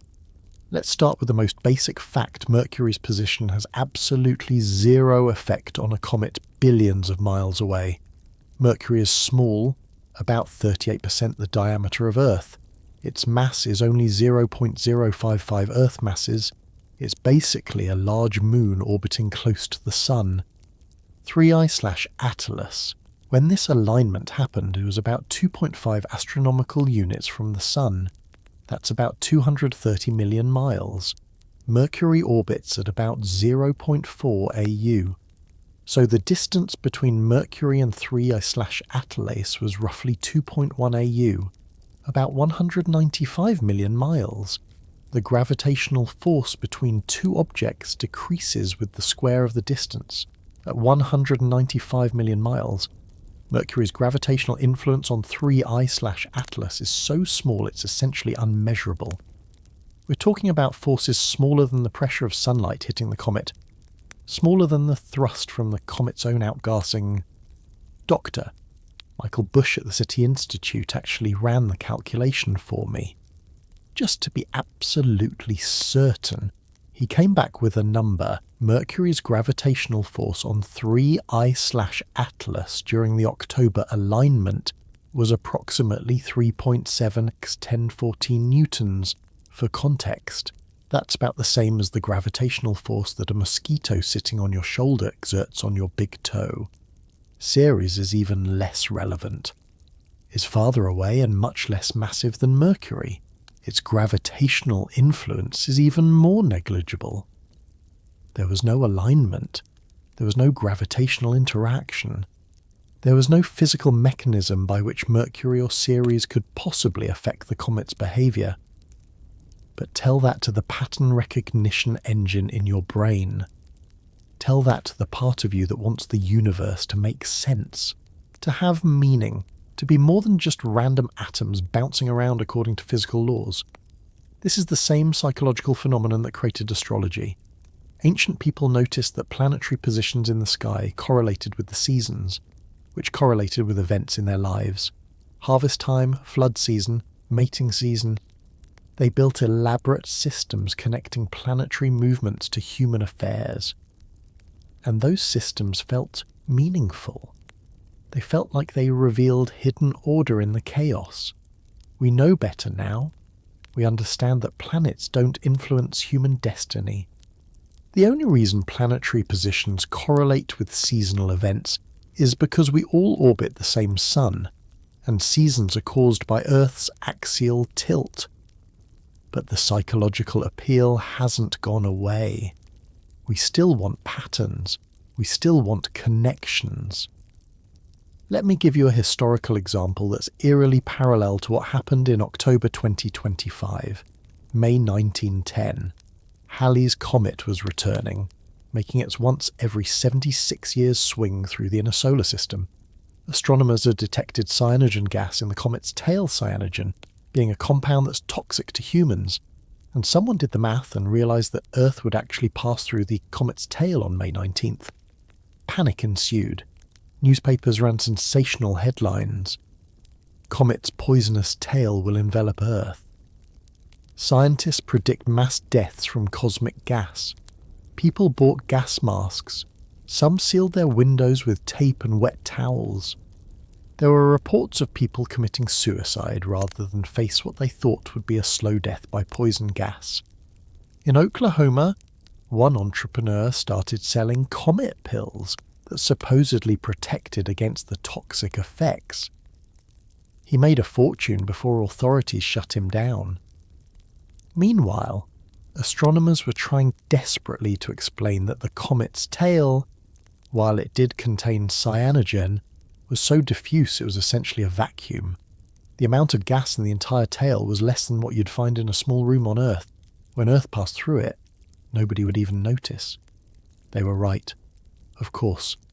May 19th came and went. Nothing happened. Not one person was harmed. The comet was beautiful in the sky and completely harmless. But the panic had already happened. The fear had already spread. And no amount of scientific explanation could fully calm it because the fear wasn't based on data. It was based on pattern recognition gone wrong. Comet appears, unusual celestial event, things happening in my life. Comet must be causing things. The same faulty logic that connected Mercury and Ceres to 3I/Atlas's behaviour. Doctor. Julia Kregenow teaches introductory astronomy at Penn State. She's particularly interested in how people misunderstand probability and coincidence. I asked her about the October alignment situation. This happens every time there's an unusual astronomical event, she said. People look for other things happening simultaneously and assume they're related. It's a cognitive bias called clustering illusion, the tendency to see patterns in random data. She gave me an example. Flip a coin 50 times and write down the results. You'll get clusters of heads, clusters of tails. Your brain sees those clusters and thinks that's not random, but it is. Completely random sequences have clusters. That's what randomness looks like. She continued, same thing with astronomical events. At any given time, there are thousands of things happening in the solar system, planets at various positions, asteroids moving, comets brightening or fading, solar flares, aurora, meteor showers. If you look hard enough, you can always find coincidences. I asked her about confirmation bias, how people remember the hits and forget the misses. Exactly, she said. Someone notices that Mars was prominent in the sky when something unusual happened. They remember that, but they don't remember the hundreds of other times Mars was prominent and nothing unusual happened. The brain filters out the non-events and only encodes the correlations. This is a fundamental problem with human cognition. We're not built to be good statistical reasoners. We're built to be cautious, to assume connections, to see agency and intention even in random events. There's actually an evolutionary psychology term for this hyperactive agency detection. The tendency to assume that events have causes, especially intentional causes. Your ancestors who heard a twig snap and thought predator survived more often than your ancestors who thought probably just wind.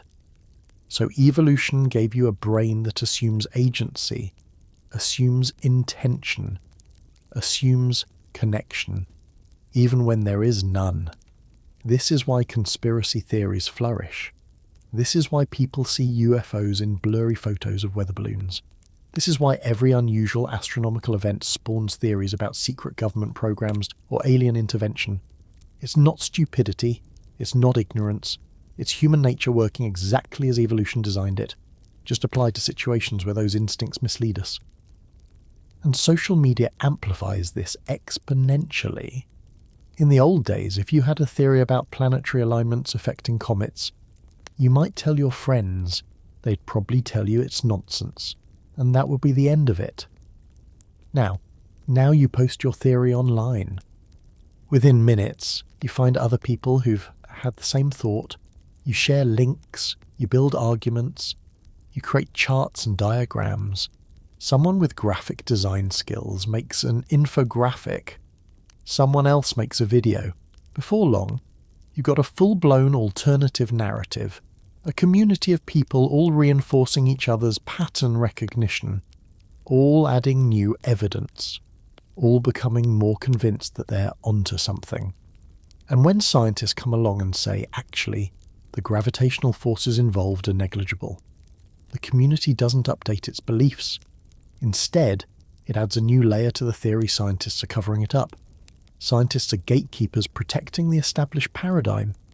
This is how Flat Earth went from a fringe joke to a movement with millions of adherents. This is how QAnon spread. This is how every conspiracy theory grows. Pattern recognition plus confirmation bias plus social media amplification equals a runaway feedback loop of false belief. I want to be clear about something. I'm not saying everyone who noticed the October timing was being irrational. Asking questions is good. Wondering if there's a connection is the starting point of scientific inquiry. The problem is when you ignore the answers, when you decide ahead of time what the answer must be, and then you filter all evidence through that predetermined conclusion. That's not skepticism. That's not critical thinking. That's motivated reasoning dressed up as inquiry. Real skepticism means being willing to update your beliefs when evidence contradicts them. It means proportioning your confidence to the strength of the evidence. It means accepting that sometimes coincidences are just coincidences. Mercury and Ceres and 3I/Atlas being visible simultaneously in October. Pure coincidence. Mercury is visible in evening or morning apparitions several times per year. Predictably, based on its orbit, October happened to be one of those times.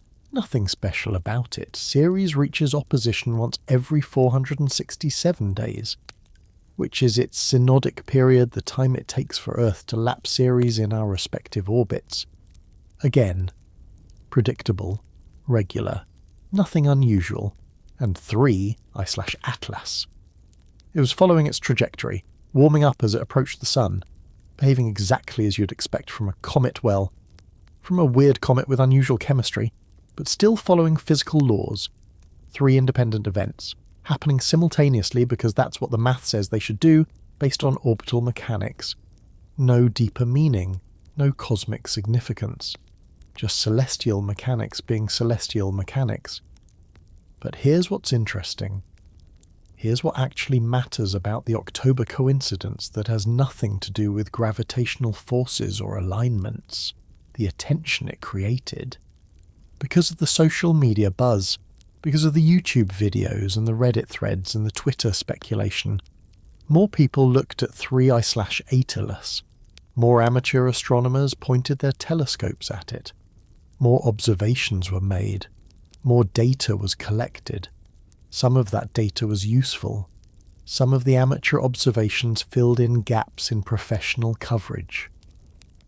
Some of the increased scrutiny led to noticing real features of the comet that might have been missed otherwise. So in a weird, roundabout way, the false pattern recognition led to a positive outcome, not because the pattern was real, but because the attention generated more observations. That's the silver lining in the cloud of misinformation. Sometimes, even for the wrong reasons, people engage with science. They look at the sky. They ask questions. And some of these questions lead somewhere productive. The key is having good scientific communication to channel that curiosity in useful directions. To say, yes, it's exciting that these things are happening, but here's what actually connects them and what doesn't. To teach probability and statistics in ways that make intuitive sense. To help people calibrate their pattern recognition engines. This is hard. This is maybe one of the biggest challenges in science communication today, because you're fighting millions of years of evolution. You're fighting cognitive biases that are literally hardwired into the human brain. You're fighting social media algorithms that prioritize engagement over accuracy, that boost sensational claims over careful explanations. But you have to try, because the alternative is a society that can't distinguish signal from noise, that sees patterns everywhere and meaning nowhere, that drowns in data but starves for understanding.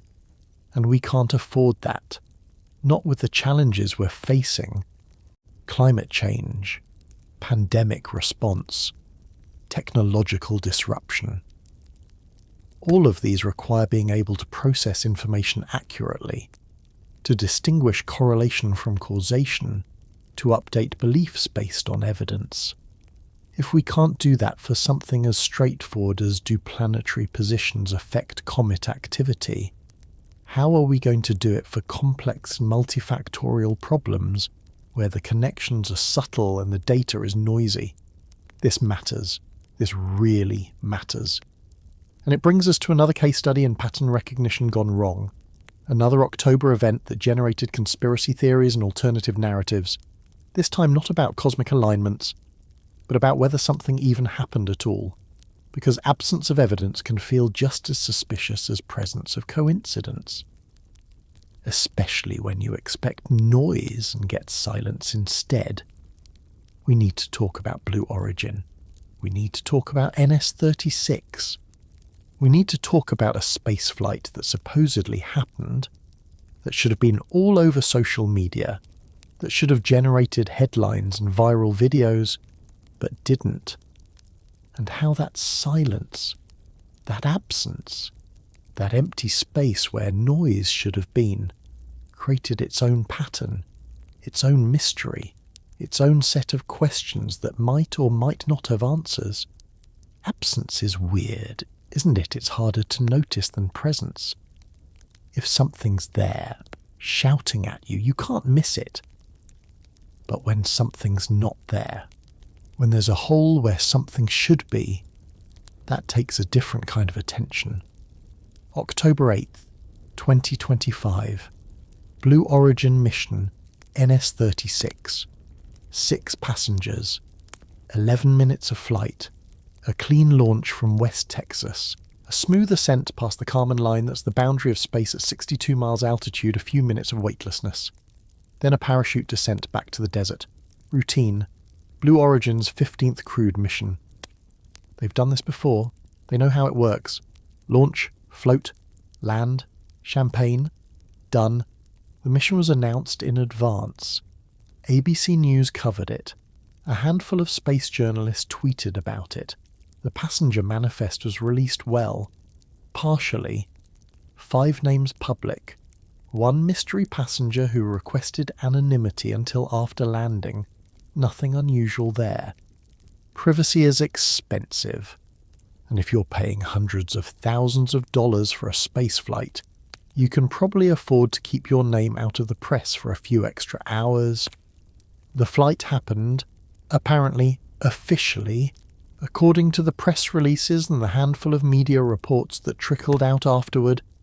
Everything went perfectly. The mystery passenger's identity was revealed post-landing, a private individual, not a celebrity, just someone wealthy enough to afford the ticket and private enough to want discretion. Great. Fantastic. Another successful mission for commercial spaceflight. Another small step toward routine access to space. Except, where were the videos?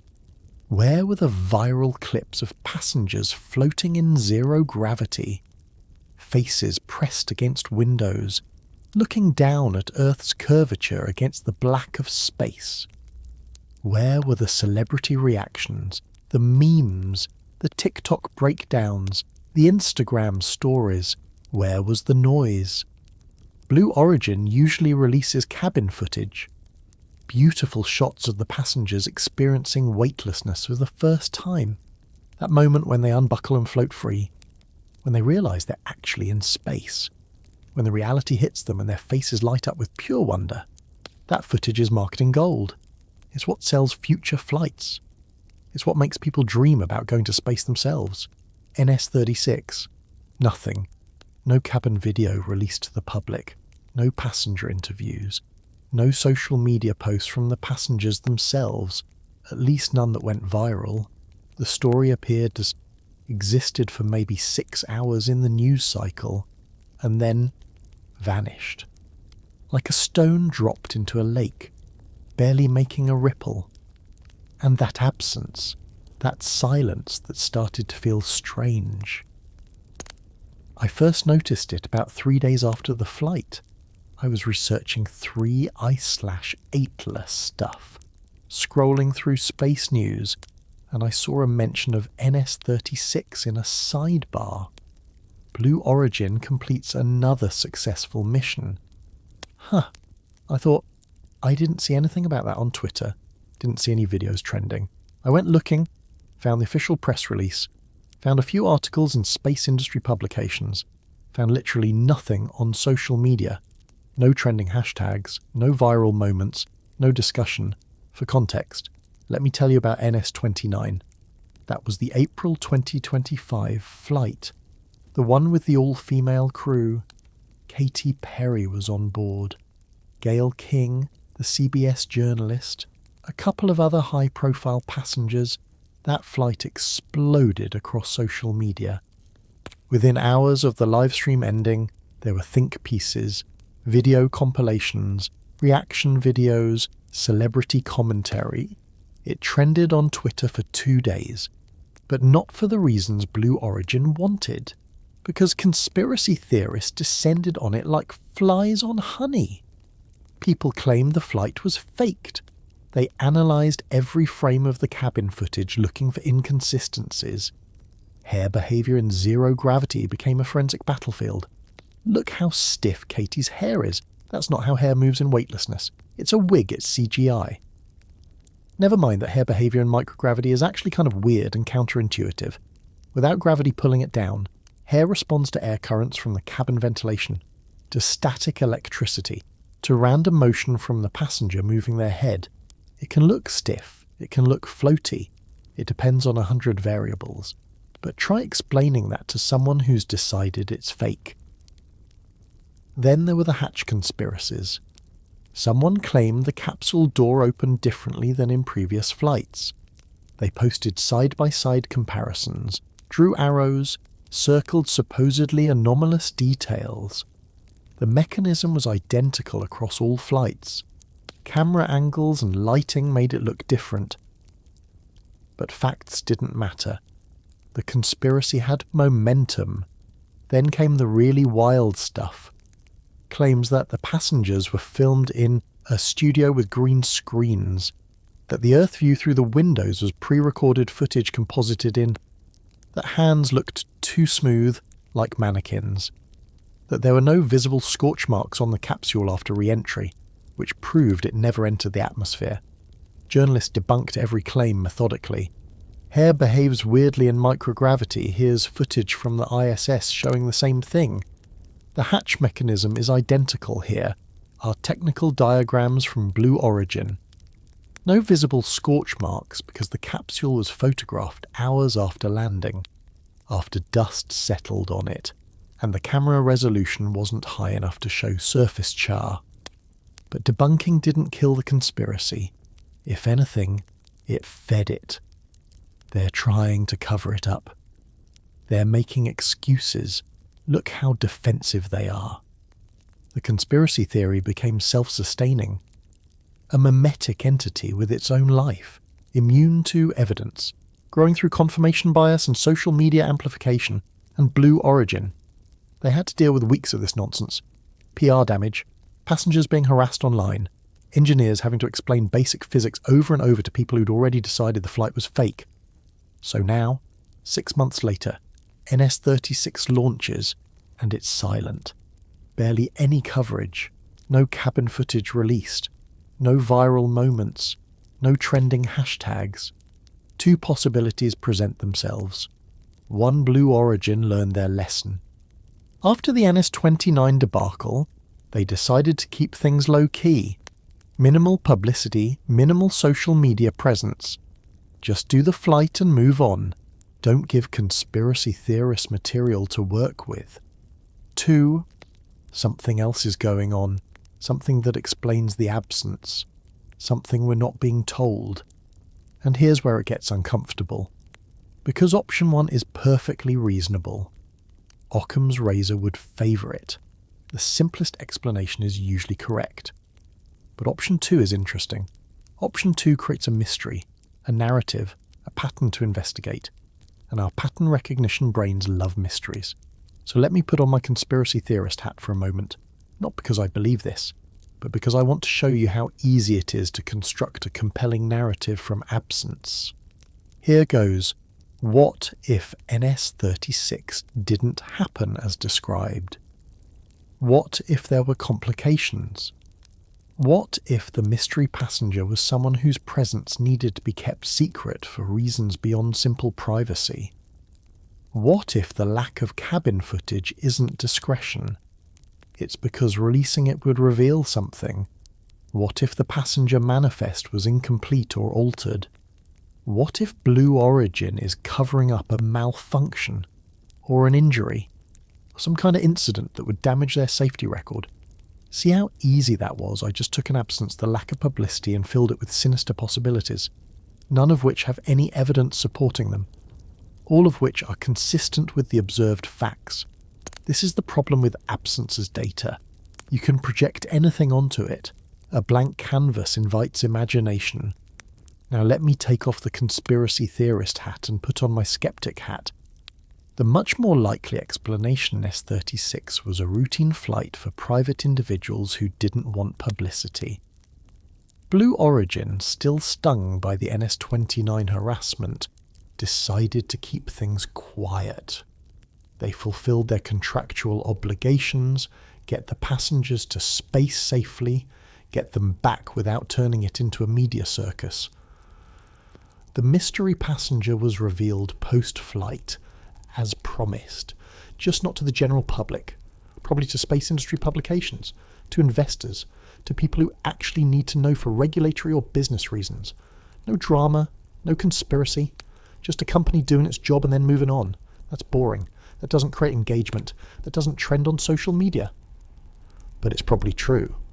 The question is, how do you know which interpretation is correct? How do you distinguish between their being discreet and their hiding something in the absence of transparency, in the absence of evidence? You can't. Both explanations fit the observed facts equally well. This is what philosophers call an underdetermined problem. Multiple hypotheses, insufficient data to choose between them. All you can do is assign probabilities based on prior experience and general principles. Prior experience says companies sometimes keep things quiet for legitimate business reasons.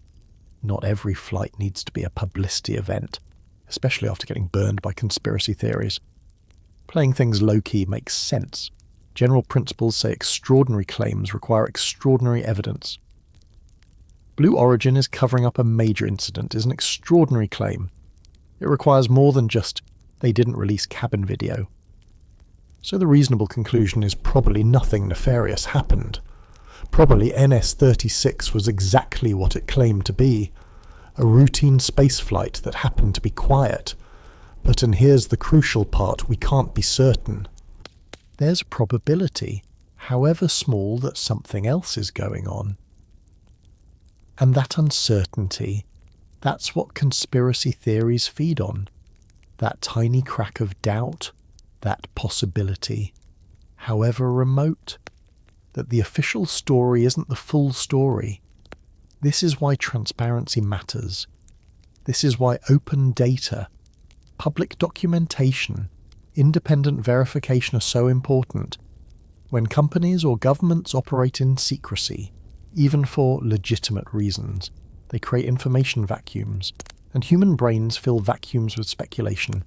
If Blue Origin had released cabin footage, if passengers had posted Instagram stories, if the whole thing had been documented the way previous flights were, there'd be no mystery, no conspiracy theories, no questions about whether it actually happened. The absence of that documentation creates doubt. Not rational doubt, necessarily, but psychological doubt. The nagging feeling that something's off. And once that feeling takes root, it's hard to dislodge. Because you can always say, well, they would release footage if it was real, so the fact that they didn't means it wasn't. That's circular reasoning, that's unfalsifiable. But it feels compelling. Doctor, Karen Douglas at the University of Kent studies the psychology of conspiracy theories. I spoke with her about the NS-36 situation. Absence is actually more provocative than presence in many cases, she said.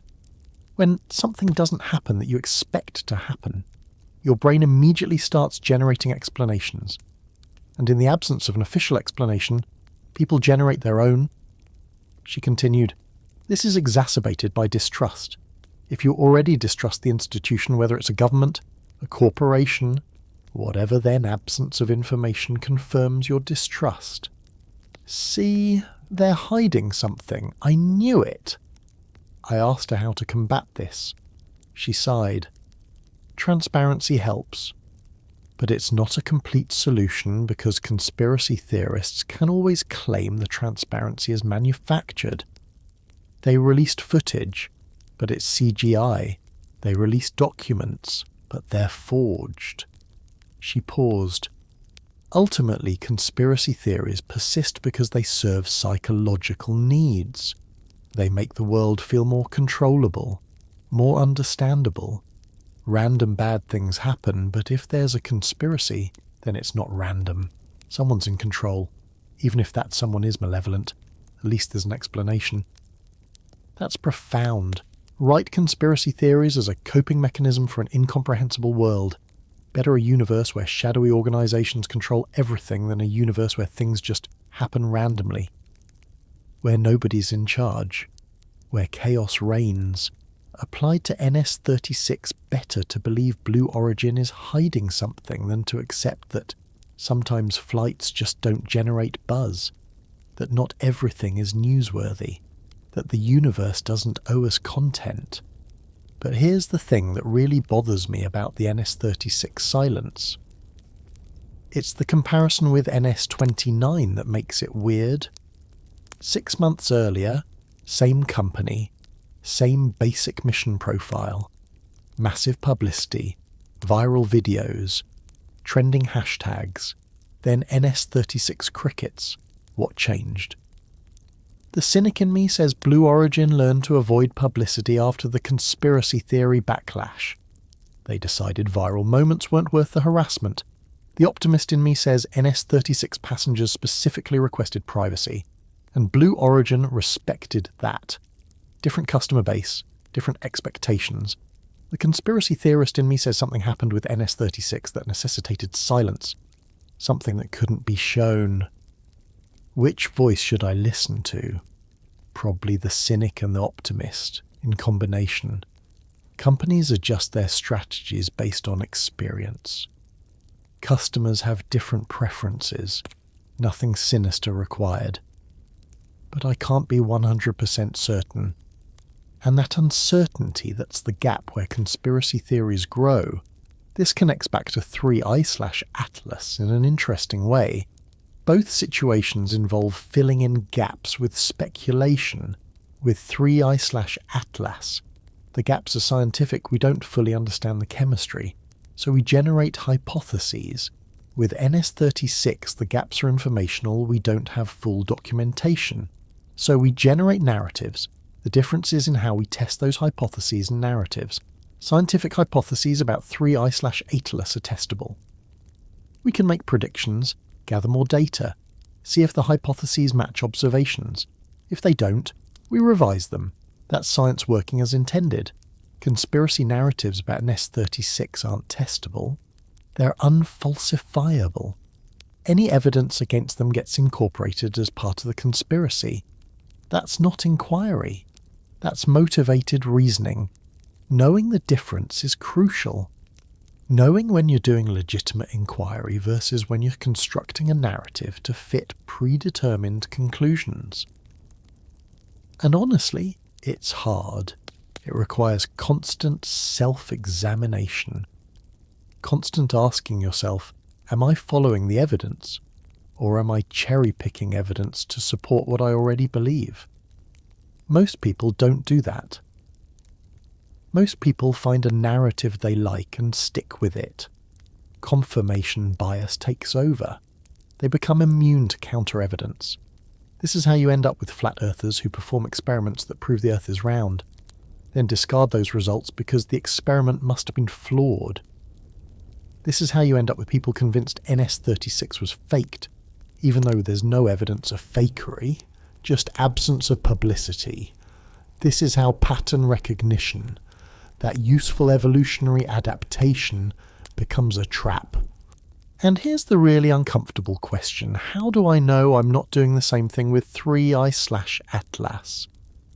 How do I know I'm not seeing patterns in the data that aren't really there? Just because the narrative of weird alien chemistry from ancient star system is more exciting than unusual but explicable comet behaviour? The answer is, I don't know. Not with absolute certainty. But I can check myself. I can look for counter-evidence. I can update my beliefs when new data comes in. I can proportion my confidence to the strength of the evidence. That's the best any of us can do. Be curious, be sceptical, be willing to be wrong, be willing to update, and be very, very careful about filling gaps with speculation, especially when that speculation confirms what you already want to believe. Because the universe is under no obligation to make sense to us. It's under no obligation to provide neat narratives, clear connections, obvious patterns. Sometimes comets do weird things because their chemistry is genuinely unusual. Sometimes space flights don't go viral because publicity wasn't the goal. Sometimes 3 astronomical objects are visible simultaneously because that's what orbital mechanics dictates, with no deeper meaning. And sometimes the most interesting thing about a mystery isn't the answer, it's how the mystery reveals our own biases, our own pattern-seeking tendencies, our own desperate need for the universe to mean something beyond random atoms following physical laws. 3I/Atlas means something.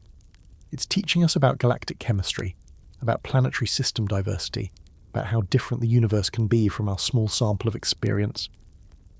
But it doesn't mean what the October alignment theorists wanted it to mean.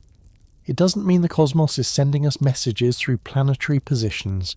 It means chemistry varies. Stars have different histories, and nature is more creative than our models. That's profound enough. We don't need to add fake profundity on top. And speaking of profound things that don't need embellishment, we need to talk about what 3I/Atlas really represents. Not as a cosmic omen or a message from aliens, but as a data point in a much larger story. We need to talk about the galaxy as an archive, about comets as messengers, about how every interstellar visitor is a letter from elsewhere, carrying information about places we'll never reach, telling stories about star systems we'll never see. We need to ask, what does a cosmic postal service look like when the mail takes millions of years to deliver? And what happens when we finally learn to read the letters? Imagine for a second that you could send a message to someone on the other side of the galaxy. Not with radio waves or lasers, those would take 50,000 years to cross the Milky Way, and another 50,000 to get a response. No, you need something physical, something that can survive the journey. What would you use a spacecraft too fragile, too dependent on technology that might fail over millions of years, too easy to destroy if it hits a dust grain at interstellar velocities? No, you'd want something robust, something that's already proven it can survive the void, something that naturally wanders the galaxy anyway. You'd use a comet. Now, I'm not saying 3I/Atlas is an alien message. Let me be crystal clear about that. There's zero evidence for it. None. Every anomaly we've observed can be explained, or at least potentially explained, by natural processes. But here's what's true regardless. 3I/Atlas is a message, just not an intentional one. It's a message from a stellar system that existed billions of years ago. A message written in ice and rock and trace metals. A message that says, here's what chemistry looked like where I was born. Here's what a protoplanetary disk can produce under different conditions than yours. And we're finally learning to read these messages. Every interstellar object that passes through our solar system is a data point, a sample from the galactic population, a glimpse into how planetary systems work across the full diversity of stellar environments. Right now, we have 3 confirmed interstellar visitors. 3. Oumuamua in 2017, dry, tumbling, accelerating mysteriously. Probably a comet with very low activity, or possibly a nitrogen iceberg sublimating invisibly. Or maybe something else entirely. We caught it late on its way out, and we'll probably never know for sure what it was. 2I/Borisov in 2019, a proper comet. Water and carbon monoxide, behaving mostly like our comets except with higher CO content, familiar enough to be reassuring, different enough to be interesting. 3I/Atlas in 2024 chemistry from another world. Water at impossible distances, nickel without iron, CO2 dominance, cyanide appearing late, every observation raising new questions. 3 visitors, 3 wildly different chemistries, 3 distinct snapshots of how planetary systems can evolve. If we extrapolate, and yes, extrapolating from 3 data points is statistically terrible, but bear with me, the diversity is staggering. Dr. Amaya Moro-Martin at the Space Telescope Science Institute has been studying the population statistics of interstellar objects. She's trying to estimate how many are out there, what the typical properties might be, how often they visit. Based on the detection rate and our survey sensitivity series, she told me, we estimate there are probably thousands of interstellar objects passing through the inner solar system at any given time. Most are too small or too dark to detect. We're seeing the tip of the iceberg. Thousands. Right now, passing through. Some are probably asteroid-like. Rocky bodies ejected from the inner regions of their birth systems. Some are icy comets from the outer regions. Some might be fragments from planetary collisions. Some might be objects we don't have categories for yet. Every single one is carrying information, chemical fingerprints, isotopic signatures, structural properties, all encoding details about where they formed and under what conditions. It's an archive, a galactic library, and it's constantly being delivered to our doorstep, whether we're ready to read it or not. The Vera Rubin Observatory is going to change everything. Starting later this year, it will scan the entire visible sky every 3 nights. Deep imaging, sensitive detection, automated cataloguing of everything that moves or changes. Estimates suggest Rubin could detect 1 interstellar object per month. Maybe more if the population is denser than current models predict. 12 per year, over 10 years. That's 120 confirmed interstellar visitors. That's a statistical sample. That's enough to start seeing patterns, to group objects by composition, to correlate chemistry with trajectory. We could start asking questions like, do objects from the galactic thick disk have systematically different compositions than objects from the thin disk? Do older stellar populations produce chemically distinct comets? Are water-rich comets rare or common in the broader galaxy, Dr. Daryl Seligman at MIT is already thinking about this future. He's developing analysis frameworks for when the data flood begins. We'll want to prioritize follow-up based on unusual characteristics, he explained. If Rubin detects something with an anomalous color or an unusual trajectory, or showing activity when it shouldn't, we immediately trigger spectroscopic observations at other facilities. We have maybe a few weeks to gather data before the object fades from view. He's working on automation protocols. Ideally, we'd have machine learning classifying objects in real time, flagging the weird ones, generating observing proposals automatically, because humans won't be able to keep up with the detection rate. This is the data deluge we talked about earlier, applied specifically to interstellar visitors. Too many objects, not enough time, not enough resources to study them all in detail. So we triage, we prioritize, we focus on the ones that seem most unusual, most informative, most likely to teach us something new. But here's the thing that keeps me up at night: we're going to miss things. Objects that seem ordinary on first glance but turn out to be extraordinary. Chemistry that doesn't reveal itself unless you look at exactly the right wavelengths. Structures that require high-resolution imaging to detect. We're going to categorize some objects as boring and move on. And years later, someone will reanalyze the data and realize we passed over something incredible. That's just the reality of working at the limits of our capabilities. We do our best with the resources we have. But imagine, and this is where it gets exciting, imagine we could do more than just observe. Imagine we could intercept.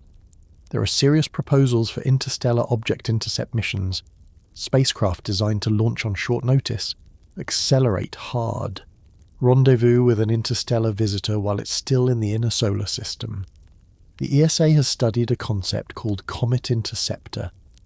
It would park at the Earth-Sun L2 point that's a gravitationally stable location about 1 million miles from Earth and wait. When an interesting target is detected, it would deploy, accelerate, and intercept within months. The spacecraft would have instruments to analyze composition, image the surface, maybe even land or impact to excavate subsurface material. NASA has looked at similar concepts, some using solar sails for propulsion. Those can achieve high velocities given enough time, some using ion drives, some even considering nuclear propulsion for the most time-critical intercepts. The challenges are enormous. Interstellar objects are moving fast, 20 to 40 kilometers per second relative to the Sun. Matching that velocity requires immense energy. and you don't get much warning.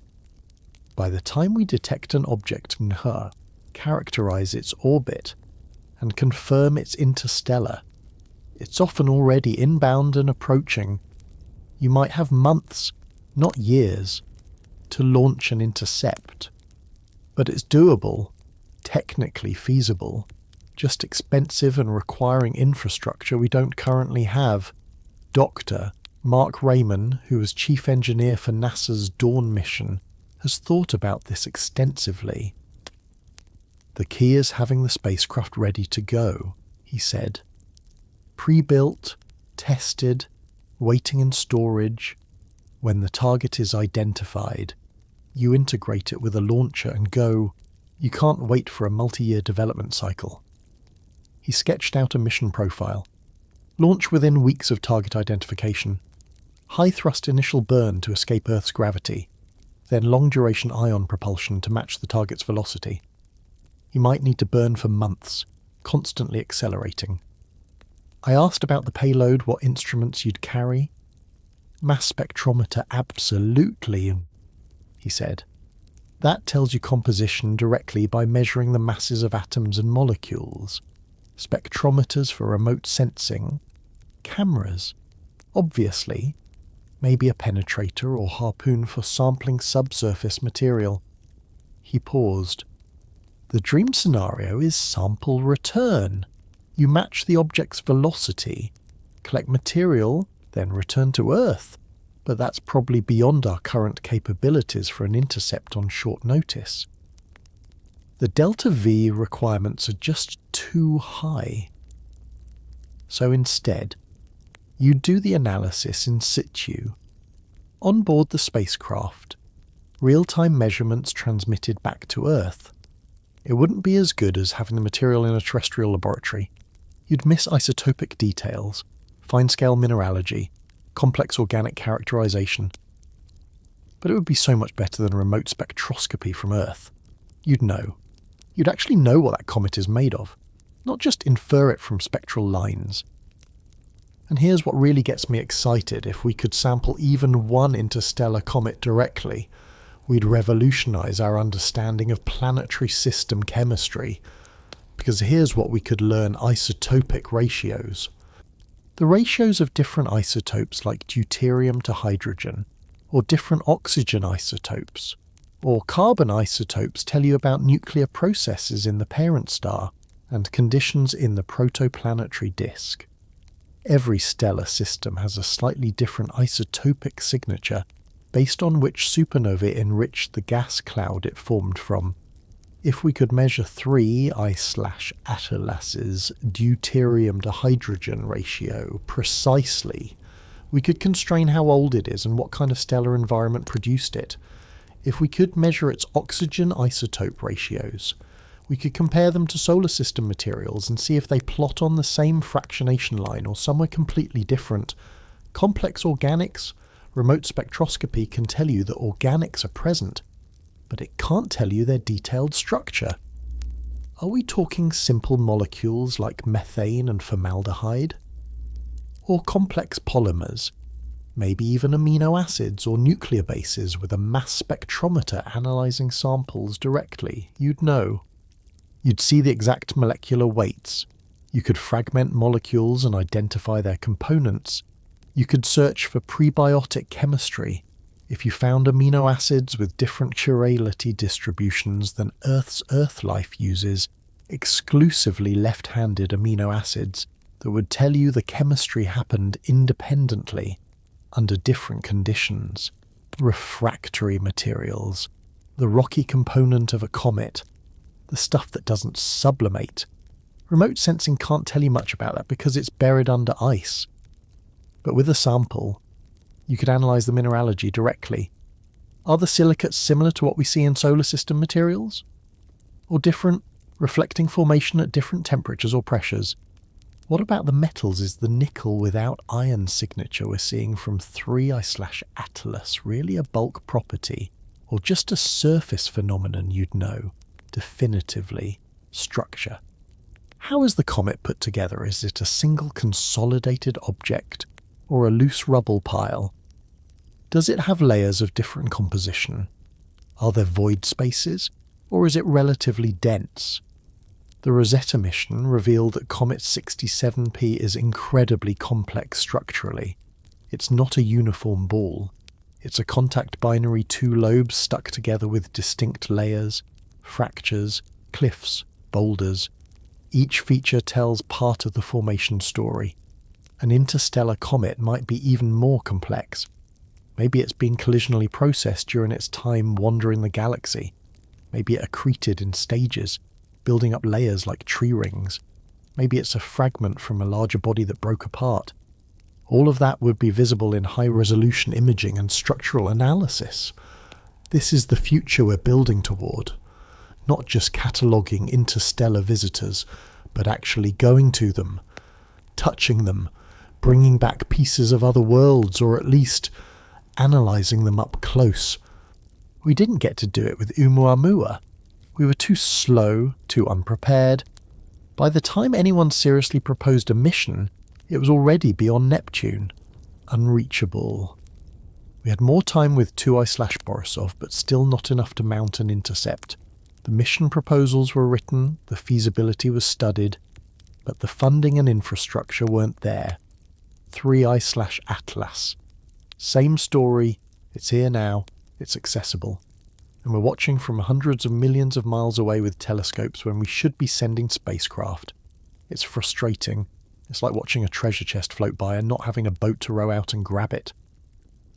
But the next one, maybe we'll be ready. Maybe Comet Interceptor will be sitting at L2 waiting. Maybe NASA will have a rapid response capability. Maybe we'll finally intercept an interstellar visitor and unlock its secrets directly. And when that happens, not if, but when we'll learn things we can barely imagine right now. We'll hold in our hands, or at least in our instruments, material from another star system, chemistry from an alien world, messages written in atoms and molecules, carrying information across light years and eons. We'll read those messages, we'll decode the chemical signatures, we'll reconstruct the history of a stellar system we'll never visit, understand conditions in a protoplanetary disk we'll never see, touch the product of processes that happened before our sun existed. That's not science fiction. That's the future we're building. One interstellar visitor at a time, one observation at a time, one mission concept at a time. 3I/Atlas is teaching us what's possible. It's showing us that comets can be wildly different from our expectations, that chemistry varies across the galaxy in ways our models didn't predict, that nature is more creative, more diverse, more surprising than we imagined. It's also teaching us humility. We thought we understood comets. We thought our models were pretty good. We were wrong, or at least incomplete. Every anomaly, the water production, the nickel signature, the CO2 dominance, the cyanide timing is a lesson. Not necessarily a lesson in what the answer is, but a lesson in what questions we should have been asking all along. How variable is planetary chemistry across different stellar populations? How do disk conditions affect volatile distributions? What processes can fractionate metals in unexpected ways? How long can complex organics survive in the interstellar medium? These are questions we're now forced to grapple with, thanks to one weird comet from beyond. And there will be more, many more. The galaxy is full of wanderers, ejected from their birth systems during the chaotic era of planet formation, drifting through the void for billions of years, occasionally passing through another star's domain. We're getting better at spotting them. We're getting better at studying them. And eventually, we'll get better at intercepting them. Each one is a gift, an unsolicited delivery from the cosmos, a piece of the galactic archive, arriving at our doorstep. Most people don't think about it this way, but in a very real sense, 3I/Atlas travelled billions of miles and billions of years to get here. It left its birth system when the universe was younger, when the galaxy had fewer heavy elements, when most of the stars we see today hadn't been born yet. It wandered. It survived impacts with dust grains, bombardment by cosmic rays, the slow erosion of interstellar space. It passed through molecular clouds, maybe even other stellar systems, completely unobserved. And then, in October 2024, it entered our solar system. Humans are species that only learned to build telescopes a few centuries ago. They'd only understood what comets were for a few generations spotted it. We pointed our instruments at it. We measured its light, decoded its chemistry, calculated its trajectory. We argued about what it means, generated hypotheses, tested predictions. We're reading the message, slowly, imperfectly, with incomplete understanding, but we're reading it, and 3I/Atlas. It doesn't care. It's just following physics, falling toward the sun, heating up, releasing volatiles according to chemical laws, completely indifferent to the curious primates tracking it from the third planet. In a few months, it'll swing around the sun at perihelion. That's when the activity will peak. That's when we'll get our best data spectroscopy at high resolution, photometry tracking, brightness changes, maybe even polarimetry to understand the dust properties. Then it'll start the long climb back out, cooling, dimming, receding. By next year, it'll be too faint for most telescopes. In a decade, it'll be beyond the Kuiper Belt. In a century, it'll be leaving the solar system entirely, heading back into the interstellar void. Maybe, billions of years from now, it'll pass through another star system. Maybe beings there will spot it, study it, wonder where it came from. Maybe they'll detect trace amounts of hydrogen cyanide and speculate about Earth's prebiotic chemistry. Maybe they'll find isotopic ratios that don't quite match their own materials and realize this visitor came from elsewhere. Maybe they'll ask the same questions we're asking. Where did you come from? What can you teach us? What does your chemistry reveal about the diversity of worlds? Or maybe it'll pass unnoticed, just another dark rock among trillions, wandering forever, carrying its secrets unopened.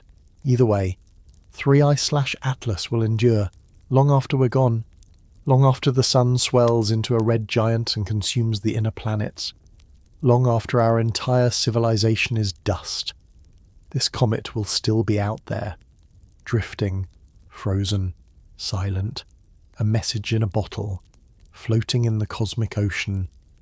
And for this brief moment, this cosmically insignificant span of time measured in months and years, we get to read it.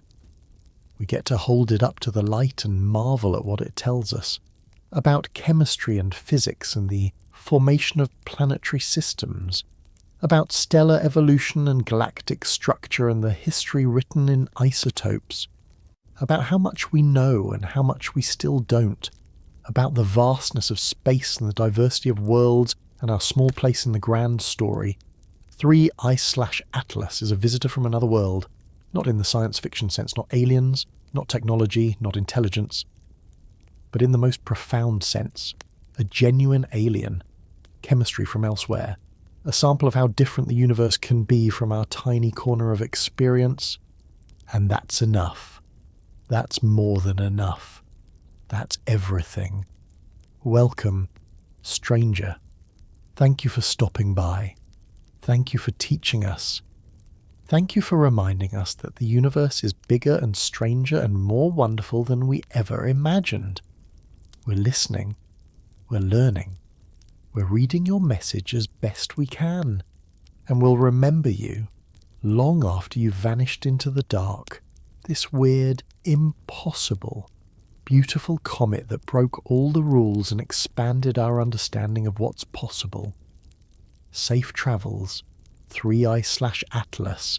Wherever you're going next, we'll be watching, as long as we can, until you fade from view and join the countless other wanderers in the space between stars. And maybe, just maybe, the next visitor will teach us even more. Will show us chemistry we can't even imagine yet. Will carry messages from corners of the galaxy we've never sampled. That's the promise. That's the future. That's what keeps astronomers pointing their telescopes at faint dots of light in the night sky. chasing ghosts, decoding rainbows, reading messages written in atoms, because every visitor is a teacher, every comet is a library, every spectral line is a sentence in a story that spans the galaxy and reaches back to the beginning of time, and we're just starting to learn how to read.